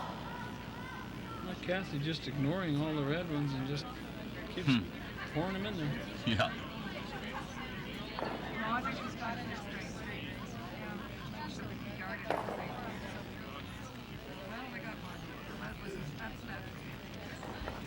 Outturn draw being called by Cathy Borst. We've seen a couple of Sandra Jenkins rocks curl maybe a little bit more than others. It's maybe just the fact that she may be getting them going a little bit. Or Yeah, it could be something to do with the way she's releasing they them. jump that's for on sure. this one right away too.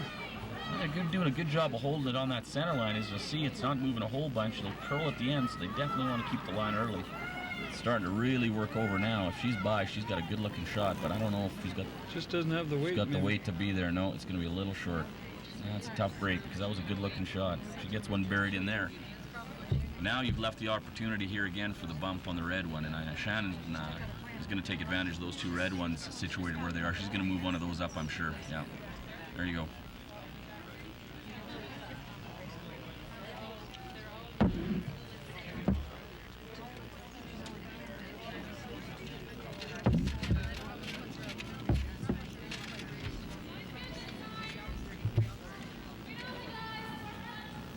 Okay, a little better line looking Yeah, you heard on this Sam- one, Wes, for Sandra Jenkins. Weight looks, it's definitely there. It looks pretty good. Now they're going for line. All for line here. Oh, she's got a good looking shot. Oh, yeah. Wow. Good shot. Well, that one's solidly buried. And that's the danger. You called it 3 shots ago about leaving that red one on the center line. Sooner or later, they were going to use it, and they certainly did. Yeah, it's always a rock that you can hit anywhere in the house. It's only a couple inches short. And they had just about made a. She'd have had a couple more feet on her first one. Weight, she could have split them both in the house, and they might have had a chance to hit for 3 on the with her last one here. So. Well, I think the more a guy plays a game in the free guard zone, and you'll see just where the rocks are situated right now in the house, you really have to control the front of the tee line, like whether it be the top of the house, 2 feet out. If you can control that area inside the 4-footer from the edge of the 4-foot in and from 2 feet into the house, you usually got to get a pretty good chance of having a successful end, because you're always using your rocks. You can bump your rocks up. You're freezing to their rocks behind the tee line. It usually works pretty good if you can control the front of the house. Yeah, anything that slips behind the tee line seems to be a rock you can never ever use again. So anything up in front of the house, or you're able to hit it anywhere in the house. All right, Cathy Borst attempting, it looks like a out-turn tap on her yellow one, the short yellow guard. She seems to have the weight. The girls are working a little bit for line now. It starts to starting to move them hard now. They're doing a great job here holding it up. Now they're off. Good, great looking line. How's the line here? I'll tell you, this Cathy Borst is just impressing me to death tonight. She got it? What a shot! What a shot! I'm telling you, she is just making absolutely everything. She's going to beat him single-handedly, Wesley. Yeah, it looks that way, doesn't it? I'll tell you what. The Kleibrink team has to be wondering what they got to do, because up to this point, playing the 6th end, majority of the ends, Kleibrink's team has been in control, and Cathy Borst just keeps making great shots. She wants this B final. Yeah, she keeps pulling them out of the fire, I guess you could say, Randy.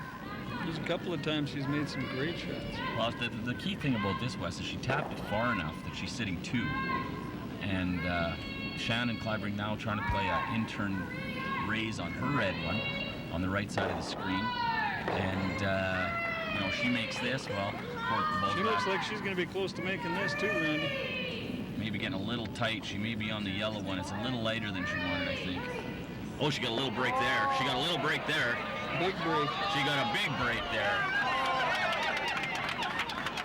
I'll tell you what, that's curling right there at its best scenario of getting the breaks, because she ticked the front yellow guard, went over and hit the red one exactly where she was trying to hit it without touching the yellow guard, and wow. Almost perfect. Does that change the end around? Well, we'll have to see what Cathy can come up with here. What do you think of the guard, Wes? Say, okay, you got your 1, we're 2 up. Yeah. If I guard the hole, how are you going to get your 2? She can even play the same shot as you played in her first one, Randy, and just play just a draw and tap it up there. Yeah, that's certainly an option. You can absolutely. also see just a corner of the red one. Maybe you can pick it out of there. Try to throw some up weight at it and pick it out for sure, you bet. And like we said, with this many rocks in play, there's always a million options, and Yeah. see that every end. Well, she's opted to play the draw through the hole by the look of it. I'm a little surprised at this call, I think, Wes, if they go to this turn. I really am.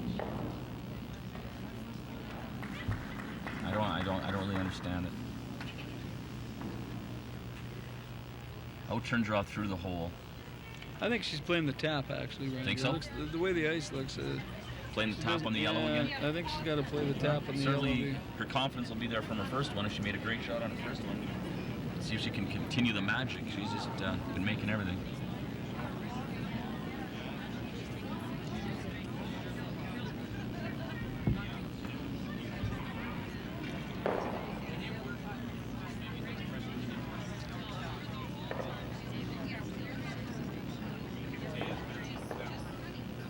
Looks like she got lots of weight. She must be playing to hit it a little bit.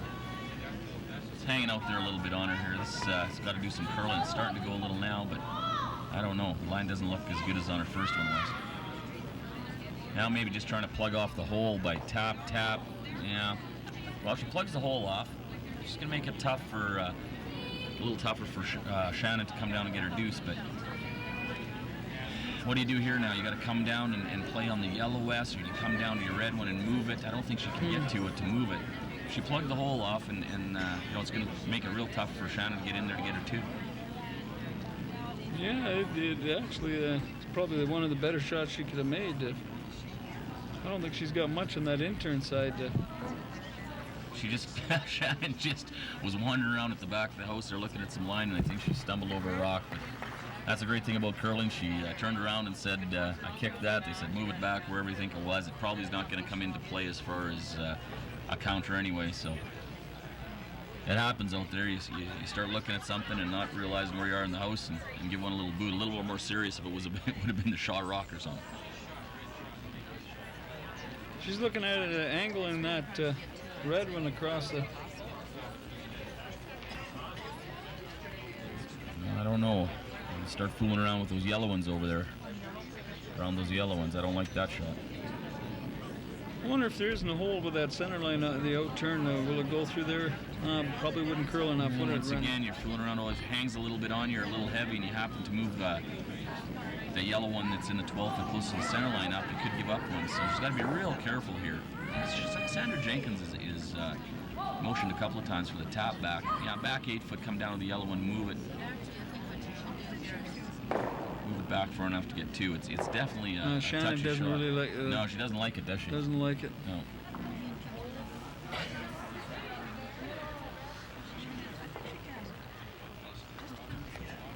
Well, you look at the monitor there, Randy, and there maybe is a hole with that out turn. Not an easy shot, of course, but no, nothing that she's going to throw here is going to be a cinch deuce. That's for sure not. Well, it looks like they're going with the red tap. He called that a little earlier, and it seems like that's the shot that they want to play.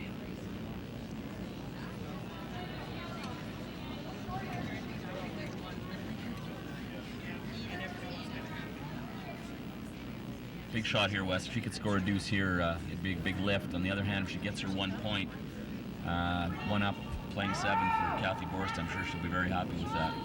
It seems to be out there a little bit. The girls are working a little bit now for weight. How's the line look? I think it's got to curl a little bit. Weight looks really good. No, just had to curl a little bit more for her and hang out there a little bit. Single point for Shannon Kleibrink. Yeah, it curls another couple of inches, Randy. Yeah, oh, the weight was good. There's no doubt about that. So a single point scored for the Kleibrink foursome in the 6th end, Wes. And what are your thoughts if you're the Borst foursome going into 7, 1 up with the hammer? I don't know. Maybe you could get Cathy to slip it full and hit her head or something. Maybe she's been making everything. Oh, man, she's made some great shots yeah. here. She made a couple of good tap backs, angle raises, things like that. She's made some really, really sensitive shots, and well, I've been I'm very impressed with the way she's been betcha. playing. And impressed with her all weekend. She's been real solid, and the viewers who are watching our game, our broadcast here of this game, will certainly see that this is how Cathy Borst's been playing. That's why she was in the A final, and that's why she's here in the B final. So. And with control, actually, Randy, she seems to be controlling the game the way they want to play it. She's certainly not afraid to play any kind of shot. It doesn't matter which one it is, and she just goes down, throws it, and makes it. Doesn't worry about it. Joanne Wright, girls worked it hard, got her up over the hog line for a guard just off the center line, and Cathy Borst says, no, I don't want any part of that. We're going to the outside. We'll let you decide if you want to go around the middle or you're going to leave our rock in the 12 foot. The game will be on again. Well, I think she's going to find that Shannon will probably go around this center line guard. Of course, being a fairly long guard, anything that they put in there you can quite easily remove, and I think Shannon's kind of got to let it hang out maybe a little bit here. I'll see what her train of thought is right now, because this is exactly where Cathy Borst asked her lead to put the shot. That's where it ended up, and Shannon doesn't hesitate. Nope, she says, no, this is a little too early to gamble that much. We're going to hit. Now, the key thing here, of course, is for Joanne Wright, her lead to hit and stay, because you certainly don't want to roll out and give Cathy Borst a chance to peel that center guard if that's what she chooses to do. I don't know if Cathy would do that. She looks like a girl likes a few guards around, she may too. just go around it, you bet. We won't find out, though, as Joanne Wright comes down and hits that right on the nose and stays right there. And Cathy Borst will ask her second to duplicate that. Her lead to duplicate that shot. Kate Horn. No, I'm sorry. This is a Kate Horn throw. nose hit, maybe a little inside roll. Looks like she's coming down, pretty much got her on the nose, right on the nose.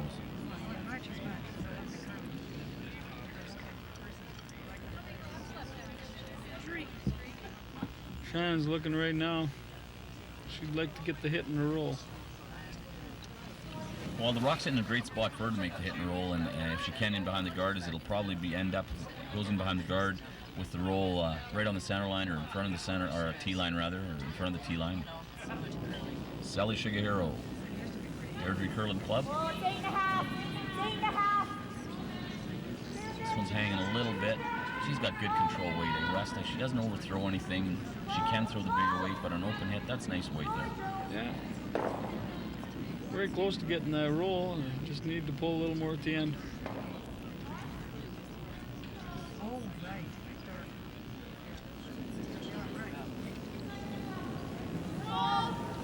Deanne Shields, second. For the Cathy. Borst drink out of Edmonton, the Otwell.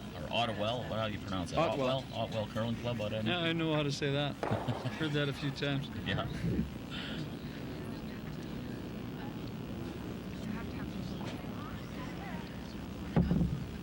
Back eons ago, Randy, the guy who used to manage the club, was our driver in the, I think it was about 74 or 75, and we played the provincials in Edmonton, so I know the Otwell Club. It's lots of good curlers come out of that club. Is that the club that Ken Hunkup curls out? Or no, he's out of the Shannon. He's a Shannon. Yeah, okay. Ken Hunkup curler out of Edmonton has been a contender at the provincials for many years. Crossed paths with him a few times, I imagine. Wesley, I know the one year we were at provincials curling together in Lethbridge, he was down. He was there. Lost actually, I think, the Alberta final here, 2 years ago? To Greg Furster, the year he represented Alberta. So That's right. Edmonton, lots of good curlers out of that area.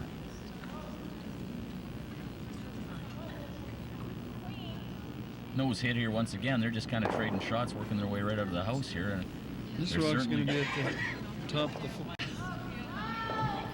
There's a hog line here. Hog to keep line. it up. Actually, kind of interesting here. Shannon has elected to play the out turn this time. Maybe they figure that's just tracking on that in turn right into that spot, so they're going to try the out turn and see if they can't get a little inside roll. Girls jump on it right away. This is a spot where it'll really curl, and that thing is working hard. Yep. I think at best she's going to get a nose hit here and it'll be out of the rings. Little roll to the outside. And that's not what they were looking for, because Cathy Borst immediately, what she was looking for, she's going to run that center.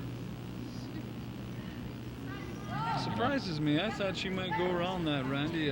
Well, this late in the end, I would think that it is a real option for her to do that, but she's happy with her 1 point lead with the hammer, and she's electing to peel it off, so see how things work out for her. The danger here is she hits it a little bit thicker than she wants. She may drive it on the red one, but no, she's got it just about perfect. Kills it, stays away from the red corner guard over there, and Shannon Kleibrink will be forced to throw center guard. I don't think Shannon minds the fact that she ran that off. She's probably hoping she maybe would run that off, because I think it would have been a good rock for Cathy to go around. Well, seventh end, yeah. I mean, I certainly think it was a shot they could have, but you know, it's your comfort zone. What are you comfortable with? And she didn't like it there, so.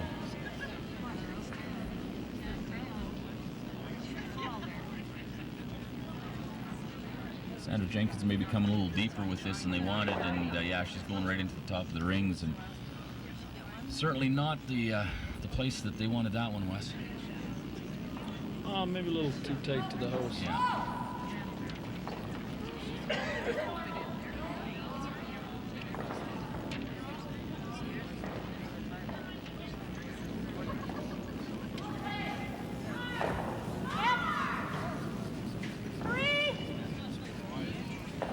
Looks like it's good having nose. It's coming across the face real hard. She's gonna roll across the face of it, roll it out, peel it off. Not too bad. Probably pretty happy with that. Shannon says, I'll use that corner, try to force you to one. Yeah, that's all she wants to do with this, Randy, is just try to get a rock around there, and hopefully she can get the hammer back, force Cathy Borst to take the 1 point here in the 7th end. And well, yeah, I certainly don't think that by going around this guard, Shannon thinks that rock is going to count, but it certainly forces your opposition, if you make it, to take the single point, and you never know, you may steal a point by getting it there. You just don't want to be behind the tee line here, Wes. A deuce here against Kleibrink. She happens to go up behind the tee line, and Borst would freeze to it. Wouldn't be the thing that. Weight looks pretty good. Yeah, she's a little tight though, I think. Yeah, it's a little short too. Well, I'll tell you, Cathy Borst is going to go zoomy around this, and this might be the first opportunity, or maybe second opportunity through the whole game that we've seen a cold draw from Cathy. It's been tapping and hitting and bumping and doubles and whatever else, but let's see what kind of draw weight she has, because I'll tell you, she can really put the pressure on Shannon here, Wes, if she can get the one tucked around this corner guard. Yeah, it seems like Shannon's really struggled with her draw weight tonight. You see one come up light, the next one she's actually quite heavy, so maybe sometimes there's a few rocks out there, maybe a little bit difference in weight. Maybe that's the problem that Shannon's running into. Well, we both know definitely there's some granite out there that you have to identify as being a little heavier, a little slicker, runs a little straighter, but you also the different areas of the ice. Our ice on the outside's a little frostier, and even if you neglect an area for an end or two, it frosts up a little bit and gets a little heavier. So Cathy Borst looking to really put the pressure on here if she can get around this corner guard. She's got some room. This is a spot where it may really curl for him at the end. It's got lots of weight. It's starting to work now. Probably want to get this back as far as it can. Now it's going to stay right there in the open. So Shannon Kleibrink catches a bit of a break there. They didn't get any piece of that rock buried, so she'll come down and try to bang it and maybe get a roll in behind the corners and still force her to 1 point. Yeah, hit and roll here would be very big, or maybe just show her half. Yeah, and entice her a little bit, and tempt her to throw at it. You just never know what happens. Shannon Kleibrink, out-turn hit. Looking for a little hit and roll in behind the 2 red corner guards. Waiting for this to make a bit of a move, but it doesn't seem to be doing a whole bunch. Just the difference in weight. You pick your weight up a little bit, Wes, and it stays right there. And she hits and rolls to the center. I think she had a lot more weight in what she wanted to throw, or what Sandra Jenkins threw there with that out-turn. So. Well, I'll tell you what. I think Cathy Borst. This would be a big blank. I think to go to the 8th end, which I think we both agree is probably in a close game the key end of any curling game, other than your 10th end. But the 8th end is always nice to score in, and if she could get the blank here and even score a single in the 8th end, I don't think she's looking to hit and stay here though, Wes. No, she would certainly like to hit and roll out on this. But once again, looking for contact first. 2-point lead is not that bad. You can tell by the weight she threw here that she's definitely going for the blank. Girls jumped all over it, and they're going to have to hope this thing curls a little bit across the face, and I don't think so. It looks to me like a single point for Cathy Borst. And nose hit, she picks up the point here in the 7th end to go up by a score of 6-4. Not much happening that end, Randy. They basically played it pretty simple. Well, yeah, and if you're the Kleibrink foursome, you've basically done what you set out to do, was to force them to 1 or to steal 1. Those are your 2 goals when you enter the 7th end, or basically any end, 1 down without the hammer. Let's force them to 1. If Shannon Kleibrink's forcing them to get something going here in the 8th end and score a deuce, we're going to see a great finish. Well, that's for sure. Like we've talked about it a whole bunch of times, Randy, the free guard zone is very, very important, and the later ends where you need to score that deuce, and you can get that corner guard and have the opportunity to hide something. So yeah, and I think we've got a lot of game left here to. This is the part of the game where everybody that's sitting back having a couple at the curling rink will be up at the glass now. You see the last 3 ends should be really good. Just bring you up to date real quick here. Over on sheet 1, Deb Santos and the Morris foursome from Edmonton, all tied up at 4 playing the 8th end, and Vicky Sajoli from Medicine Hat carrying a 7-4 lead into the 8th end, and she does have the hammer. So Vicky Zajoli's team looking pretty good out there to advance to tomorrow's play, Wes. That's right. Barring anything that really drastic happening, she should come out of this with a win, but anything can happen. Anything can happen. That's it's on right. ice, I'll tell you. Vicky's second game of the Bonspiel, of the playdown, she was well in control of her game and ended up giving a steal of 3 up in the 8th end. So, you know, like you say, barring disaster, they're looking pretty good. But we've both been in games where you were looking pretty good. Yeah, it quickly happens. This rock's coming a little deeper than what they wanted, I'm sure. Yeah, I don't think you want to be in that tight, although, you know, the other school of thought is you don't want to throw them a guard. So she's in on the top of the 8 foot, 2 points up. Kleibrink looking for a hit and roll here out of Joanne Wright, her lead.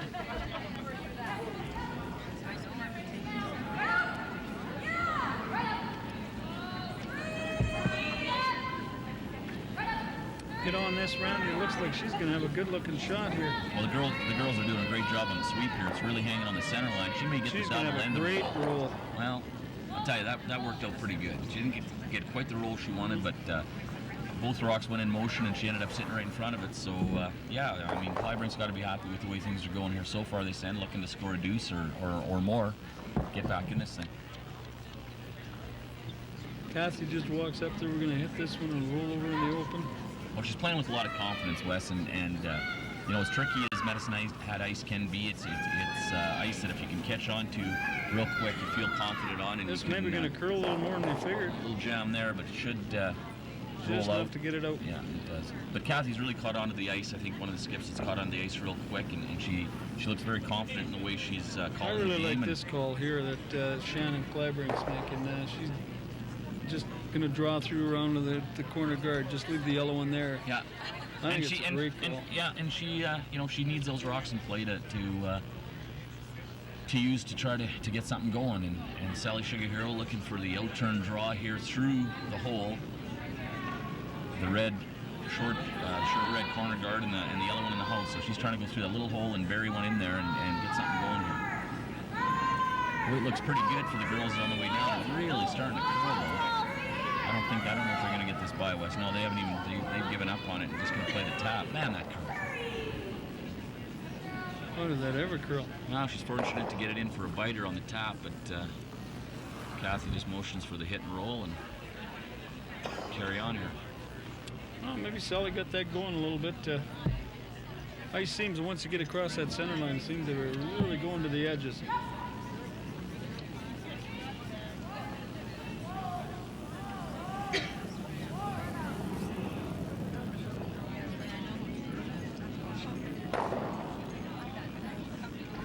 I don't think that Cathy Borst minds hitting and rolling out there. I mean, the hit and roll in would have been nice, but hit and basically roll out of play isn't too bad.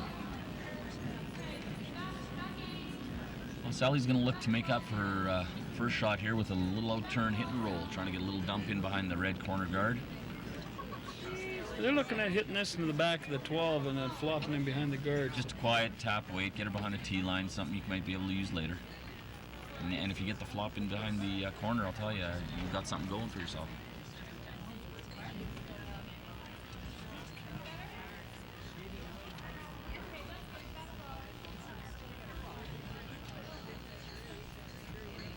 Go ahead, Sally, throw it. I think she was just trying to confirm with the weight that Shannon was looking for here, and yeah, but it looks the way she's throwing, it's just going to be quiet tap. Looks like a little bit more than they're looking for, but it's really starting to curl here. Getting it now. Wake up!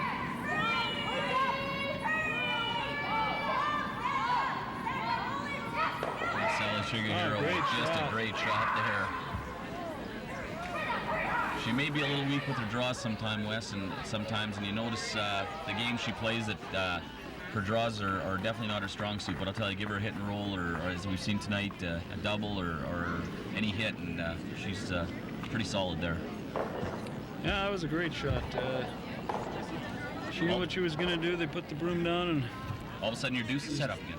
yeah. You know, just that quick, all of a sudden, boom, you got a great chance to tie this thing up.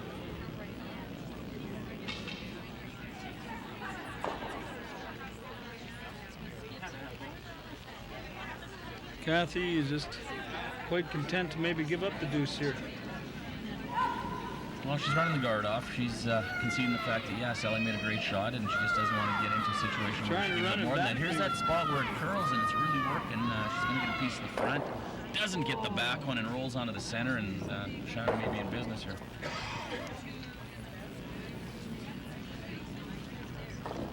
They got an opportunity here to hide another one, Randy. She can get this buried in there. Maybe she can pick up an extra one. Yeah, for sure. She's definitely Grab a going to share try of the to lead. get one tucked in here.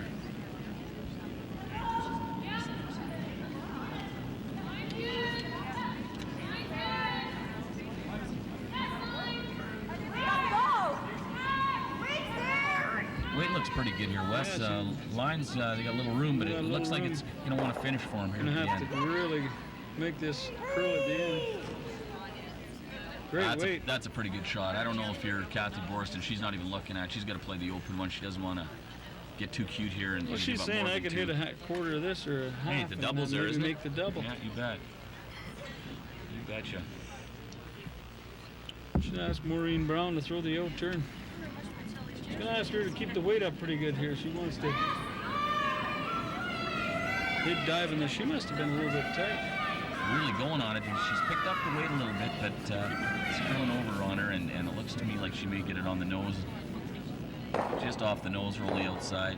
Not a bad shot, but that'll be ignored by Kleibrink, I'm sure. She doesn't need to play with that one.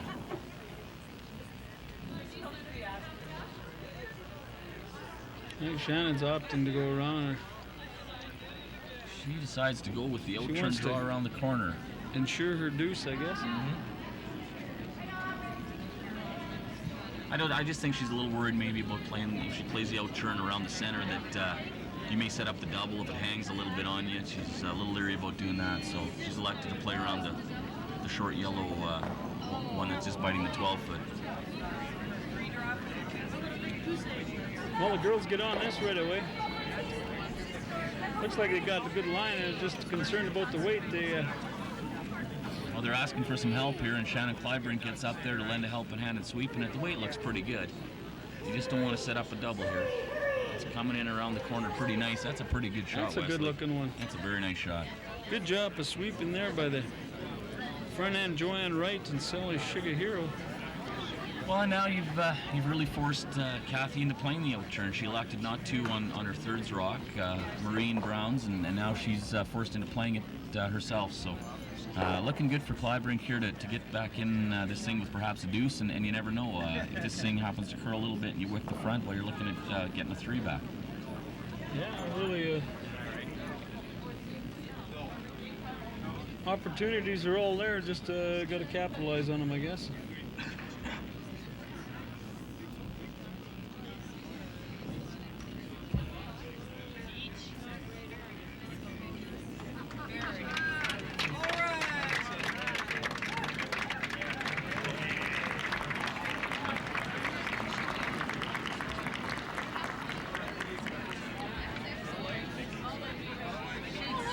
Cathy Borst looking for the out-turn tap, out-turn hit. Threw it really nice. Man, I should tell you, she did that really good. It's hanging a little bit on her. It should work for him at the end. Just cleaning it. Nice weight on it. Looking pretty good. It's hanging a bit. That's a good shot. That's a good shot. Didn't get shot rock out of it, but didn't flirt with the guard, and that was the important thing there. Well, I think she had lots of rock there. She could see a lot of it. You bet. Just real quick here, we'll inform you that Vicky Sajoli and Margaret Johns have shaken hands on sheet 2. Vicky Sajoli coming up with a 3 count in the 8th end, and Margaret Johns says, thanks, that's enough. It's a 10-4 final. Vicky Sajoli will play another day. She's hanging in there.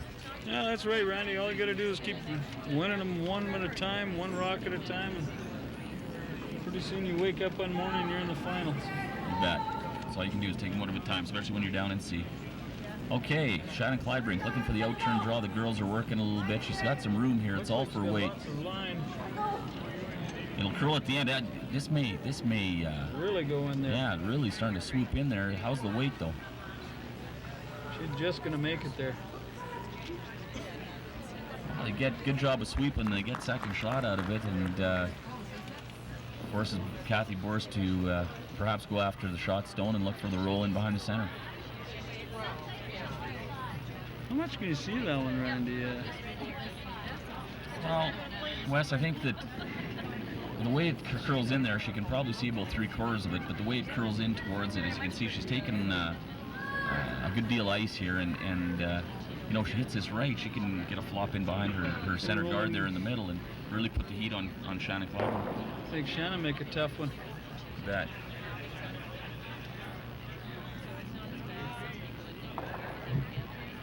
Well, a shot like this can be a real game maker, a game breaker for you, because if you make it, you may steal one. If you happen not to throw it that well and happen to click the yellow one up front, she'd be drawing for 3. So a real big shot here for Cathy Borst.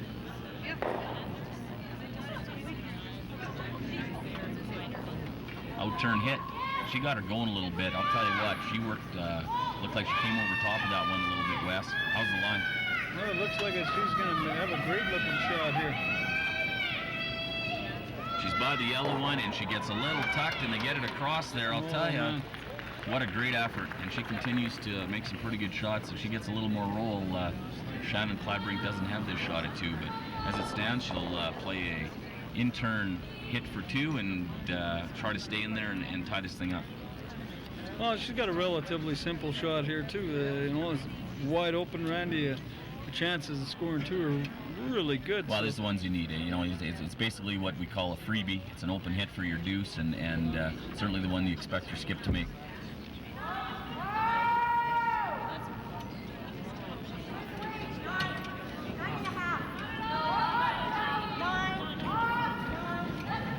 Gee, this one's really hanging out on her here. She's got nothing. She's got a piece of it. Is it going to go far enough? Yeah. Just enough. Well, that one hung out on her, Wes. I don't know. Was it a little harder than she wanted to throw it, do you think?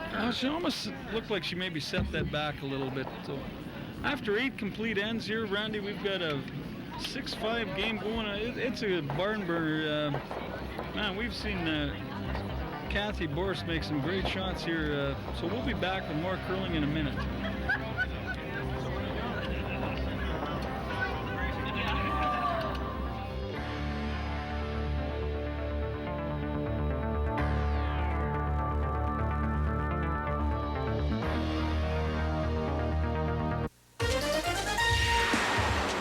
Break with Hal Johnson and Joanne McLeod.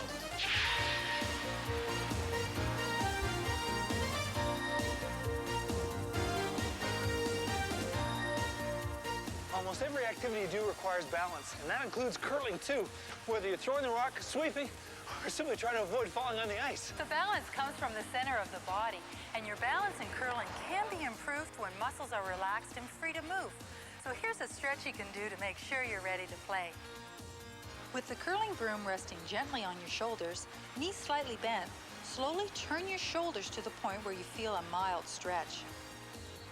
Keep your lower body and head facing forward, and try not to let the end of the broom pass the midpoint.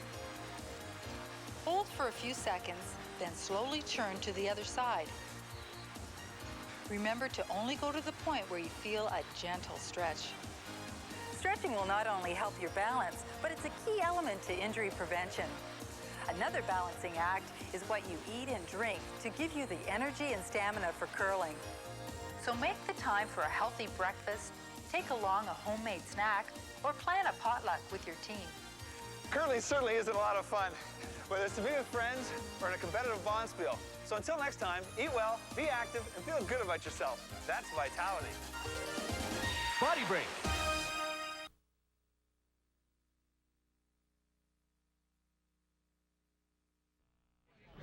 Well, we're back here in the play in the 9th end. We saw the same thing happen. They throw up the center guard. Cathy Borst tries to throw one over in the edge, and they slide through the house. The lead, Joanne Wright, comes around that one in the center line at the top of the 8-foot, makes a great shot. Right now, I think what we're going to see Shannon Kleibrink do is just throw up the center guards, maybe try to get one a little tighter or more into the 4-foot later on in the end. So Yeah, I think you got to protect that one now, of course, and keep throwing your center guards. And you know, at the worst, what you want here is to force them to one. You'd certainly like to try to steal one or get an opportunity to steal one, but you certainly don't want your opposition to get any more than one and be more than 2 up coming home. So Sally Shigehiro attempting the center guard here.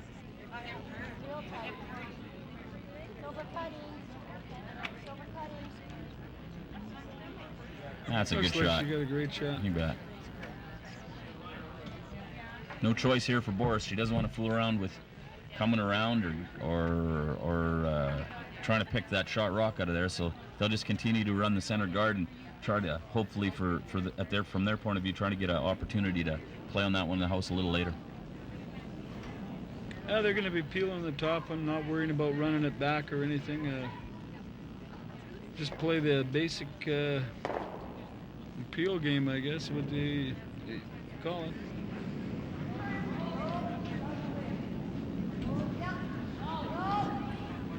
And Sally Shigehiro will attempt to duplicate her first shot here in the 9th end. Another center guard.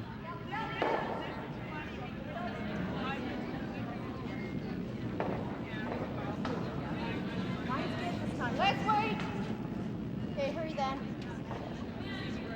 Yeah, take it. Whoa, let it move if you can. You got lots of weight. Whoa, don't too tight.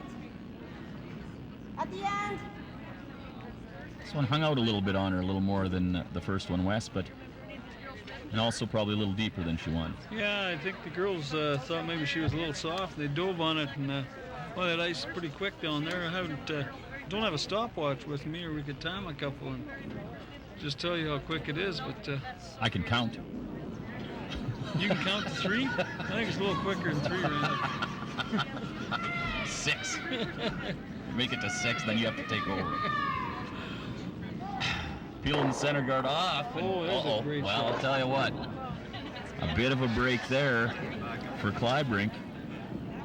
Peeled the guard, but moved the shot rock in behind the corner. And I don't know if Shannon Kleibrink will worry about that too much. She'll just try to throw another center guard.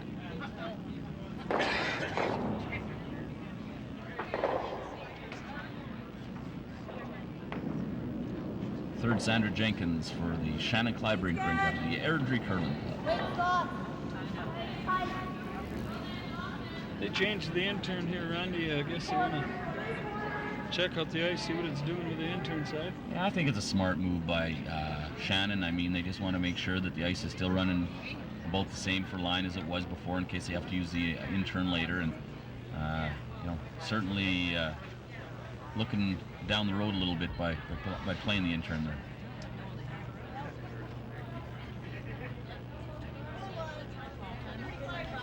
Cathy Borst is always looking to get a little extra out of each shot. She's looking at hitting this red one towards the other one and maybe running off the top guard, or maybe taking the other one out of the house. She's always looking for something extra. Oh, it's a good Trying to call. get I that mean, little bit of, you're peeling that direction. If you happen to hit it perfect, get fortunate enough to pick that red one out of the house, it'd be a bonus. Big weight here, peel weight. It's hanging a little bit on him. You don't want to be touching it onto the yellow one. ooh, she just about flashed that. Went straight, didn't it? She had pretty big weight. And just kind of stayed in that track on the center line Well, there. the girls dove on it out of her Yeah, hand, you bet. thinking they're Held her right trying there. to peel that, and it just stayed there.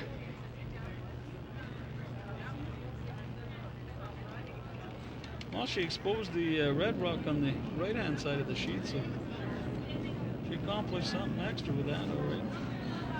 Yeah, go left. Sandra Jenkins once again attempting the center guard, trying to cover up that center and get an opportunity to get something in on the 4-foot, try to steal here. This is coming down fairly deep. It'll be a couple of 3 feet short of the rings. Good shot. She's looking at the same thing again, Wes. Probably want to throw about that same weight. No, she's not going to play it that way this time. She's going to play the out-turn deal. Scared her a little bit last time, eh? Yeah, she got a little gun shy from that intern.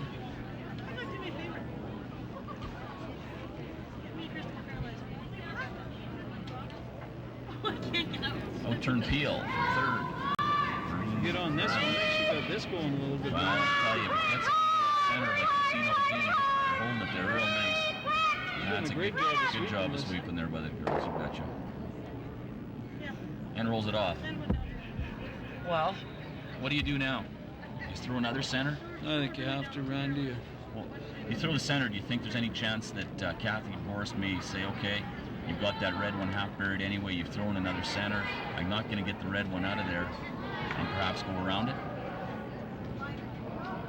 Well, I think that's what you want her to do, Randy. Yeah, that's right. If you force her to go around it, there's a real great chance of being able to play something on your last one for the steal. So she's taking ice just on the edge of the button. She may be opting now to kind of cover the half of that red one up, and I don't know. Well, if she does that, Randy, she's going to run her yellow one back onto it. If you're going to do anything, I think she should split the house here to force her to take one. Or if it's long, she may just elect to go around it. Draw around it. Because the forefoot's still open. If she's guarding this, the forefoot's still going to be open. Definitely a little bit different school of thought here than what we were thinking up here, Wes. I'm not sure if this is something that may come back to burn her here or not. I think she just forgets how many of those raisebacks that Cathy did. Well, that's exactly right. This one's going to really curl over. I don't know if she's going to like the results of this or not. This one's starting to walk a little bit. The girls are doing a good job keeping it straight. She wants to get it fairly tight. Starting to really curl over there now at the end. Well, now there's your problem right there. What happens now if Cathy says, okay, fine, I'll just go around that? Or run the yellow one back. Yeah, she's certainly looking at that. And that's exactly what she's going to do. And she's been making everything all day with these hits, Wes. Is there any reason to think she wouldn't make this? No, she's played that spot.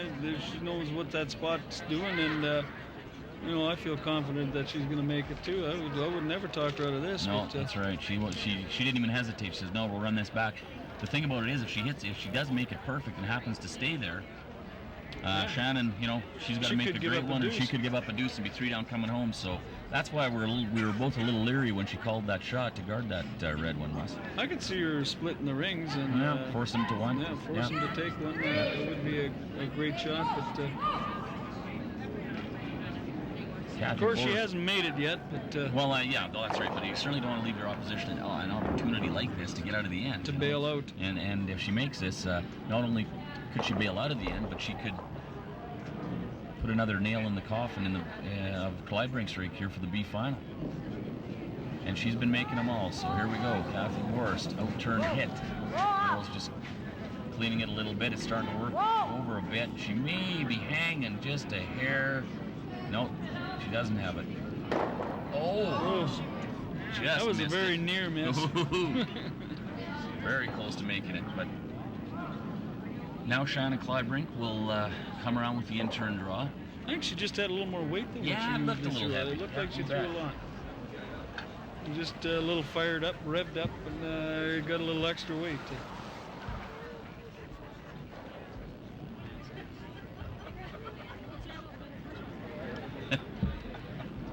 Catching more abuse from people that aren't supposed to be in the broadcast booth, Wesley. We need some security in here or something.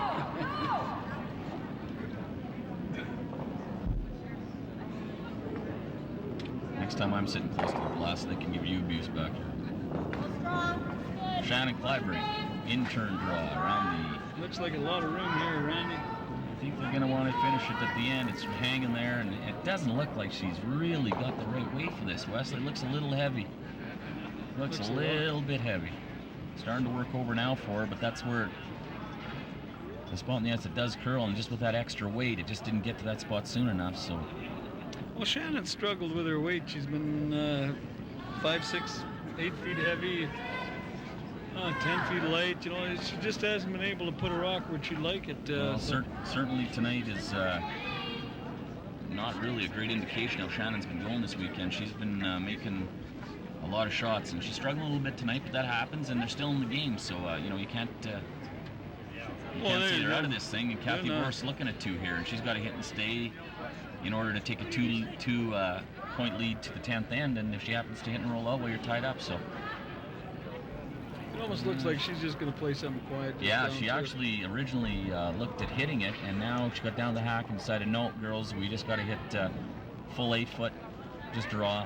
She's got a little backing there. Now they're deciding, again, I don't know, I don't like this changing shots 3 times once she gets down to the hack. Nope, they decided on the draw. Okay, big shot here for Cathy and Borst. Out of the Grand Curling Club.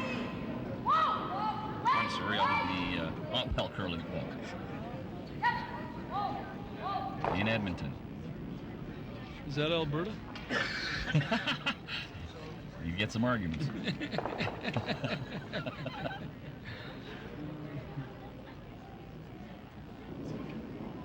All right, big shot here for Cathy Borst, looking to play the in-turn draw, and I'll tell you what, like she's got lots, she's got a ton of weight, and they're going to have to play the line, yeah. Going to have to play the line to the back one. It's looking pretty good now.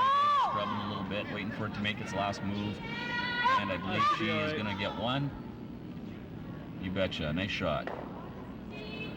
She knew what she wanted to do, and just got in the hack and did it. She just wanted to make sure you had the broom and had enough. Too many times you got backing, you don't ice yourself. Well, that's right. You got backing and you take ice for the draw and you slide by it and go, wow, how did that happen? She took the ice to throw back ring. She threw back ring, and she takes a 7-5 lead into the 10th end of play. And well, Kleibrink will let it all hang out here, looking for a deuce. Doesn't matter if you lose by 2 or if you lose by 8. There should be lots of rocks in play on this one. Well, certainly if she can get her lead, Joanne, right to, if Shannon can get Joanne to get a couple of rocks up front, we should see a lot of rocks in play here in the 10th end.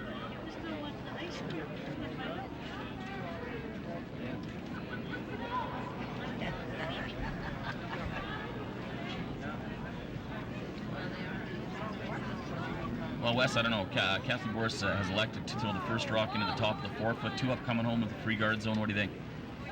Up? Well, I don't know.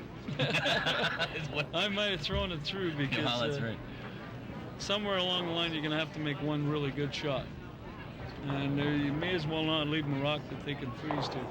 Well, that's right. I mean, with that rock sitting there, Shannon's going to throw the corner guard, but certainly later in the end, if they have to, they can use that to freeze to or tap it in behind the tee line and freeze to it later. And I tend to agree with you. I mean, once again, we're talking free guard zone. There's 100 different theories how to play things, but I have to agree with you there.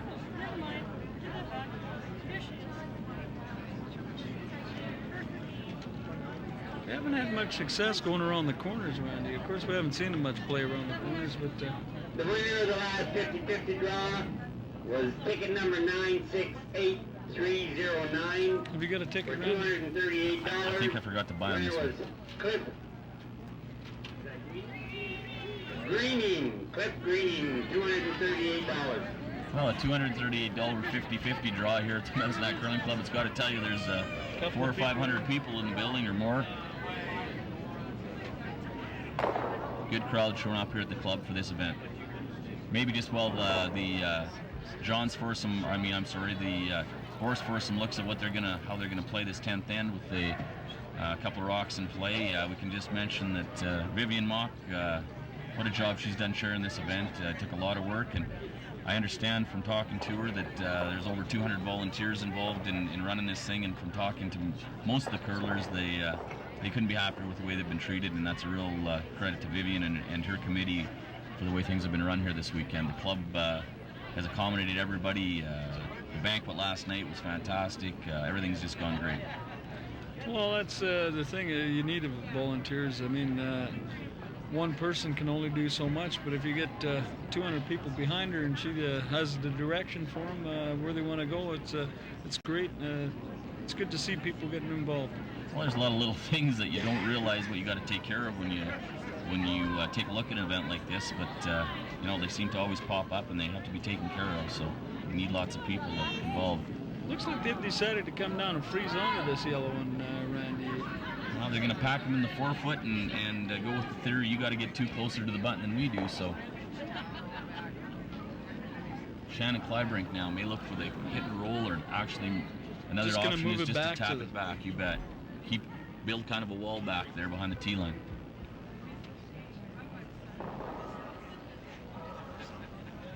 We got a real tight one going on the sheet 1 between the Morris and the Santos. They're all tied up after 9. The Santos has last rock advantage. They got one in the back of the 8 foot. I guess is the Morris rock and the center line guard going. So that could get a little exciting too. Yet there's 3 rocks to come. So I guess it could be anybody's game there. Well, the loser of that game was eliminated, so they're in a real nail biter on that sheet, because certainly nobody wants to not see tomorrow's action. Mark Johns was eliminated tonight by Vicky Sajoli, as we mentioned earlier. So getting to that point of the playdown where teams start to find their way home, and as tough as that to take for the teams that were in it, they all have a great accomplishment to be here. So salute all the curlers, even though teams are being eliminated.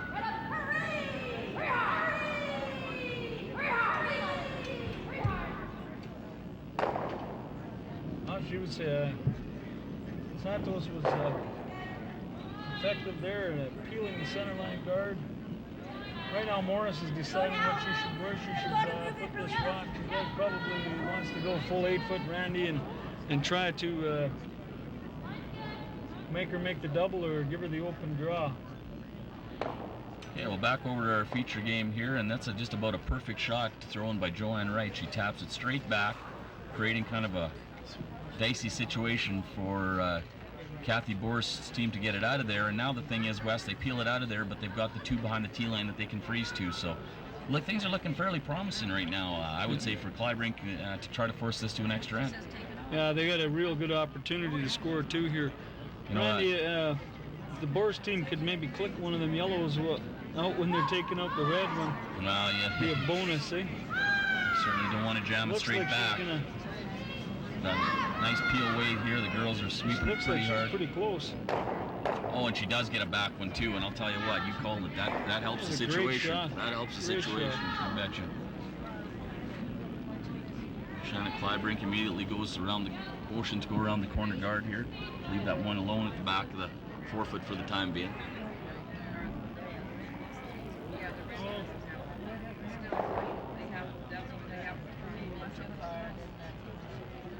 Sally Shigehiro, second for Shannon Kleibrink's rink. Looking to come around the corner guard, perhaps get it to come in enough to corner freeze to that yellow one. She looks a little weightish on this one. The girls are clinging a little bit. The line looks pretty good, Wes. Gotta get it by. They really gotta get it. Just gonna get by. Oof. Great shot. Good sweeping. Now you don't want to touch this and roll open. Great shot. Oh, that's just about perfect. That is just about perfect. That's a keeper, I guess, Randy. You betcha. I think the only option she's got here is go up and run the guard off. I guess well, I think she decided that right away as well. Cathy's not going to fool around. She's okay. Well, if you get your 2, we got the hammer and the extra. So it's still early in the end. Anything can happen. She wants to peel this red one off, give herself a chance to kill that shot, or that second shot redstone later in the end.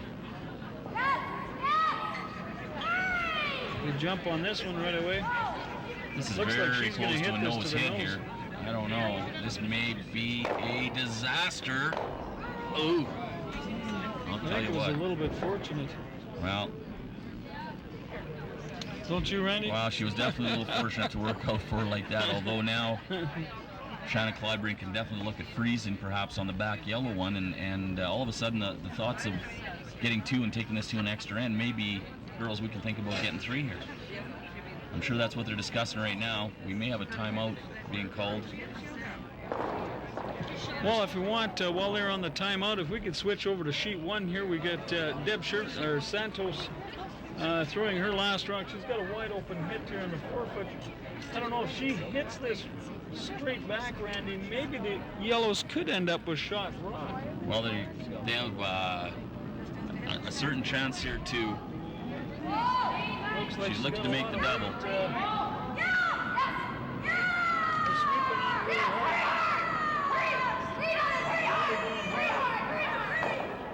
She hit it straight back. I think yellow steal one to win the game. I don't know. It certainly looks like yellow ended up shot rock. She banged her straight back. Once again, you called it. And it certainly looks, from our vantage point, like yellow has stolen the point in the 10th end. And Shannon Morris dodges a huge bullet there, and she'll be playing tomorrow. Yeah, she actually went a little deeper than she wanted to, but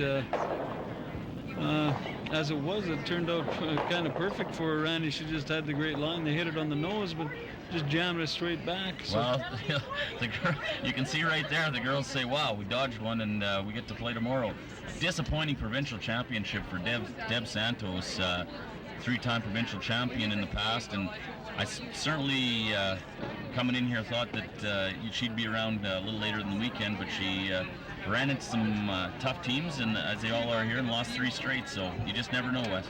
Yeah, there's a lot of good players out here, Randy, so you know, like, you just never know. Well, they decided with Sally Sugar Hero's second stone here, Wesley, in our feature game, that she's going to try to freeze to that back one, and I'll tell you, if Sally makes this, you're going to see a great finish. The girls jump on it right away. It's all basically for the weight here. You got to be down to it. The line looks pretty good. Here comes Shannon Kleibrink to give him a hand. How far is this one going to slide? It looks pretty good. Weight looks great. I think they could come on. Oh my, the line's coming right down on top of it. And Sally Sugar Hero has set the table here in the 10th end. The girls I'll did tell a you great what, job of sweeping that. That's a couple of great shots by Sally. 2 fine shots. Man, all she needed was another foot of weight, and that would be a pretty tough one to get out of there. You got that right.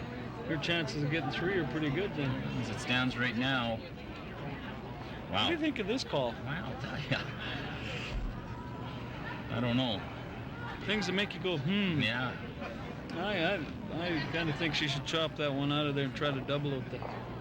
She's looking for the in-turn hit on the rock that's about half buried behind that yellow corner guard, and perhaps rolling it over on top in front of the red one that Sally is just thrown in there. But this is where it's gut check time, because this is a huge shot for 3rd Marine ground. She needs this one.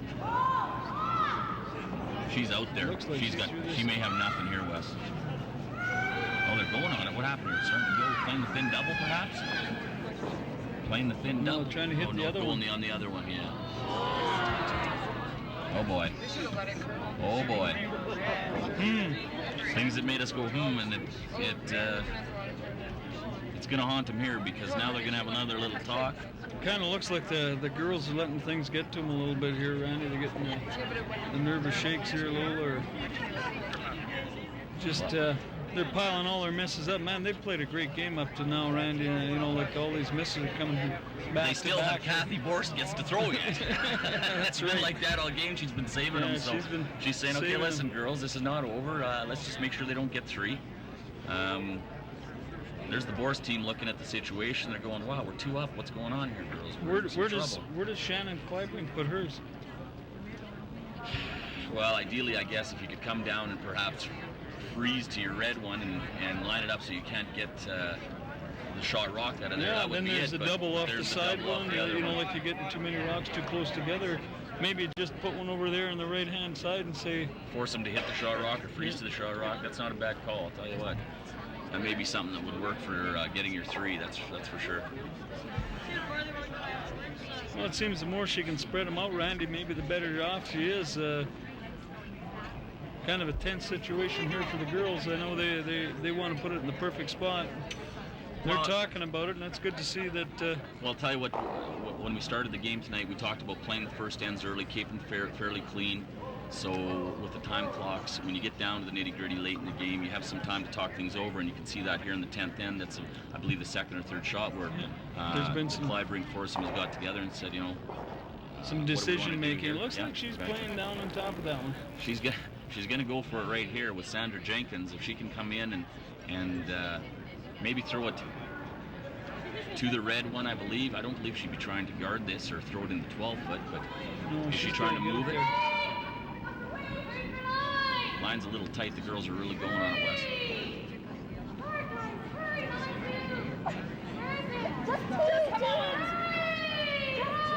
You're really going to go on this.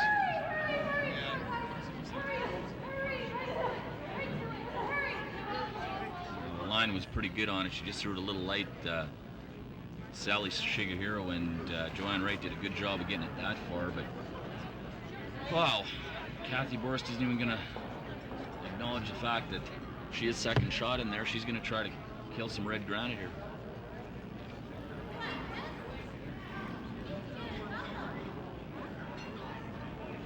I think she's probably going to play the side one, Randy, and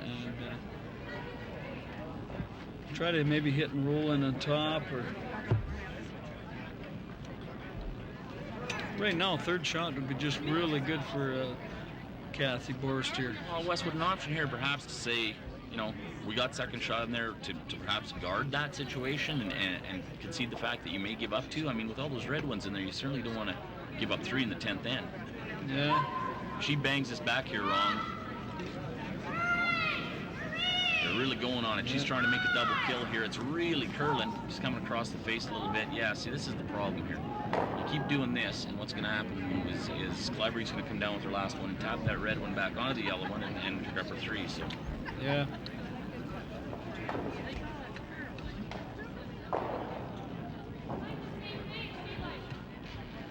Basically, Shannon Kleibrink asking her for in about the same spot, maybe just a little deeper than the first No, one. and I don't think Sandra Jenkins. No, now they gotta have a talk again. I don't think they want to be there. They got to be on top of that one. They're going back to check the clocks. They may want to call a timeout here, Wes. I'm not sure what. They definitely want to talk about it again.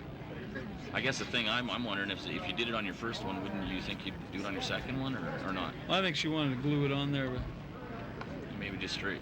She was very close to making a double here with her last one. So might have scared her a little bit. Yeah.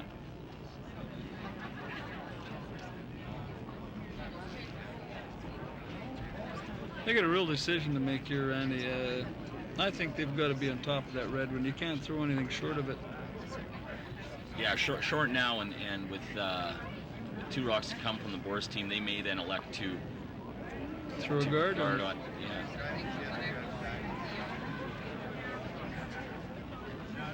Well, let's see what they decided to do, Wesley. It looks like Shannon's setting up for a in-turn draw similar to the shot that Sandra Jenkins threw on her first one, and then perhaps maybe just in a little deeper.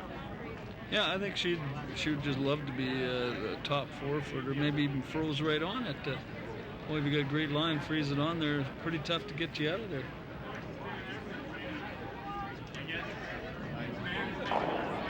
Okay, Sandra Jenkins with another very important shot here in the 10th end. The girl jumped on it right away again. It seems like they need to keep it early, keep it straight early, and let it finish.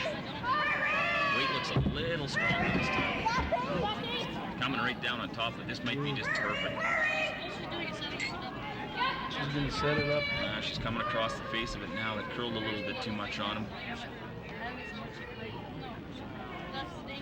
Well, that's not bad. No, that's not good. It's not great, though. Now you got the, no, it's not good. You got the out-turn double.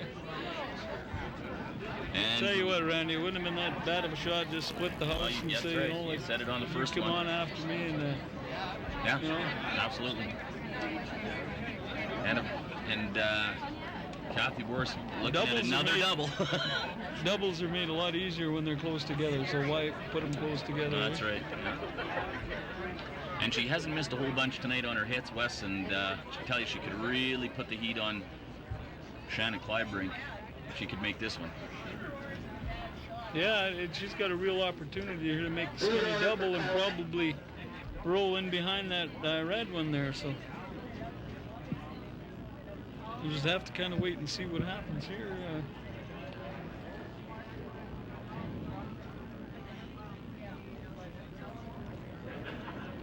I imagine she'll keep her weight up here a little bit, Wesley. She wants to get some good action on the stones after she hits them.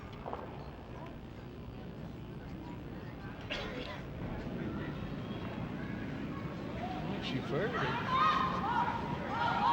She's close. Waiting for it to draw a little bit. Now the girls start banging. That line looks pretty good. They're really going on it. She needs to hit it pretty much right. She's gonna hit it. She looks pretty good. No, what a great shot. Double. That's a great shot. She once again makes a dandy, but the opportunity is still there for Kleibrink. She can still freeze to that back one, Wes, and the 3 still isn't out of the question. The 2 is definitely not out of the question. So no, she definitely has an opportunity here to score 2. Makes a good freeze here.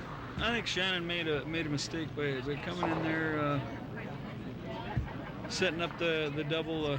If she draws to the open side, you got 3 rocks in the house, and they've only got 2 left, so they're going to have to make a double someplace. And they're pretty tough doubles to make, Randy, when they're all spread over the house. But you get drawn down beside there, hey, Sandra Jenkins had great weight.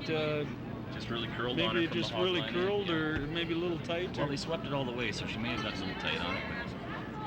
Shannon Kleibrink now looking to freeze, and this line looks a little better than Jenkins did, but this one's really starting to work too, Wes.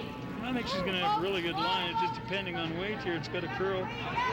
You really got to jump on it. Got to get it tight. Got to get it right on it. Getting it to the top of the 4. Ooh, she's maybe left a double there.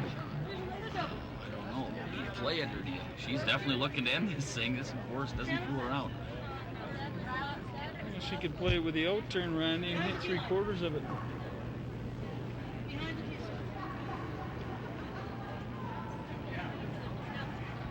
Hit 3/4 the red one on the center line, and all you got to come do over and move that a little bit. Well, actually, just don't kind of have to stay just there. nudge it, Yeah. Just kind of roll over, and it leaves the deuce pretty tough for Kleibrink. Well, the shot you don't want to have happen here is have it over curl on you and have you jam it on that back yellow one and leave Shannon a chance for a 3. So they've iced themselves fairly liberally. To pick it out of there is a good shot. If she happens to stay, it's even better. Yeah, if she makes a double, a great shot. If she doesn't, she goes the extra. Cathy Borst, who's had a very strong game tonight on her own behalf. The team's played fairly well, but she has been the one that's held them in there. Outstanding game for Cathy Borst, and she's looking to play the in-turn hit, looking for the double, and they're all over it. Her line looks pretty tight. She's going to get by the guard. Now it's all for the double now. Well, okay, that's not a bad shot. I thought she was throwing the out turn, right? Well, yeah, it was they motioned for the out turn, then they must have decided halfway down to go with the in turn, try to play the double. Leaves Shannon Kleibrink a cold draw to the 4-foot to force this thing into extra ends. Well, I think Shannon's going to make this shot, Randy. She's just put one on the 4-foot here. Hopefully she can produce another draw shot, and we'll go an extra end and get the draw a little more. Yeah, we've seen her struggle a little bit with her draw weight tonight, but it's a 10th end. She's experienced skip, former Alberta champion. You expect them to make these ones in the 10th end, and she's got a good set of sweepers. The girls are cleaning it. I don't know. What do you think, Wes? How's she looking? Looks like she's there. They're going a little bit, but she seems to be really, really heavy here. Whoa. Girls aren't even looking at it now. It looks a little heavy, and we aren't going to see an extra end. A little bit heavy. Shannon Kleibrink slides too far on her final rock in the 10th end, and that's a quick end to a fairly exciting game of curling we saw tonight, Wes. Cathy Borst, your B qualifier. She'll advance to the playoff round, and probably a deserving win as far as Cathy's concerned, the way she played. Well, Cathy made a couple of doubles, 2 or 3 angle raises. Man, she made a lot of great shots, shots that were sensitive to weight. They were sensitive in the fact that they had to hit a rock pretty much in one spot. So, she really did make a lot of really good shots, Randy. It's good to see the ladies playing like that, especially after coming off a tough loss in a 4-2 loss with Coleman. So she hasn't given up faith. She knows if she plays really well and hangs in there, she'll be able to come back and maybe have an opportunity to take Coleman out and advance to the final. So well, she certainly gets that opportunity now, as that's who she'll play in the first round of the playoffs. That's set with that win tonight. She'll be playing Cheryl Coleman on Saturday afternoon, or Saturday evening, I guess. Saturday afternoon, 2 o'clock. It's not going to matter. This broadcast going after that anyway. But a deserving win for Borst Rink. The percentages weren't as high as we've seen all weekend, but certainly herself, she's very solid. And like you say, she made a lot of big shots. Shannon Kleibrink maybe didn't quite respond like she could have in this game. She didn't play real solid. She struggled with her weight a little bit. And they'll be looking to get a little meaner in the sea tomorrow. Well, it's Shannon Kleibrink's faults, maybe, Randy. You just look back and the free points, we talked about it again.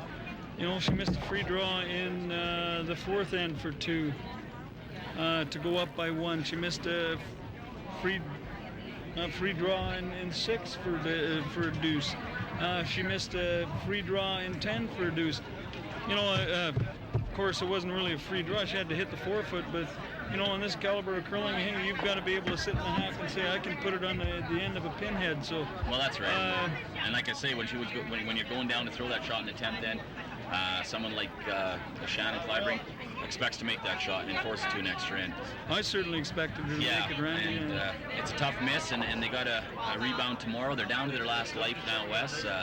Tomorrow's action will be heated up, and we start tomorrow's action at 2 o'clock. I know that Cable 10 is going to be doing the final of the Alberta Championships. We'll be broadcasting that.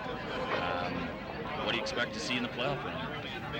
Well, it's wide open, Randy. I'm sure Shannon Kleibrink isn't out of it. You saw tonight the Sajoli team started to play a little better, so they maybe didn't have much of a match, and the Johns team wasn't making a lot of shots for her for the skip, but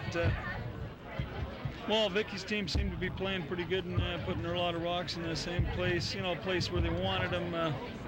So hey, maybe hopefully we'll have a Medicine Hat team in the final. So well, they're left in there, and that's the important thing. They're still thing. playing, and that's the important part of it. That's right, Randy. But and they had a solid performance tonight. They got to take some confidence with that win and going tomorrow using that as that add fuel to the fire. And yeah, they're looking pretty good right now. They're still alive, and hopefully Vicky and the girls will be there Sunday when we broadcast you the final. All right, thanks a lot, Randy. Thanks to Hat Cable 10 and their volunteers. We'll see you back at the curling rink. You betcha. We'll see you Sunday afternoon.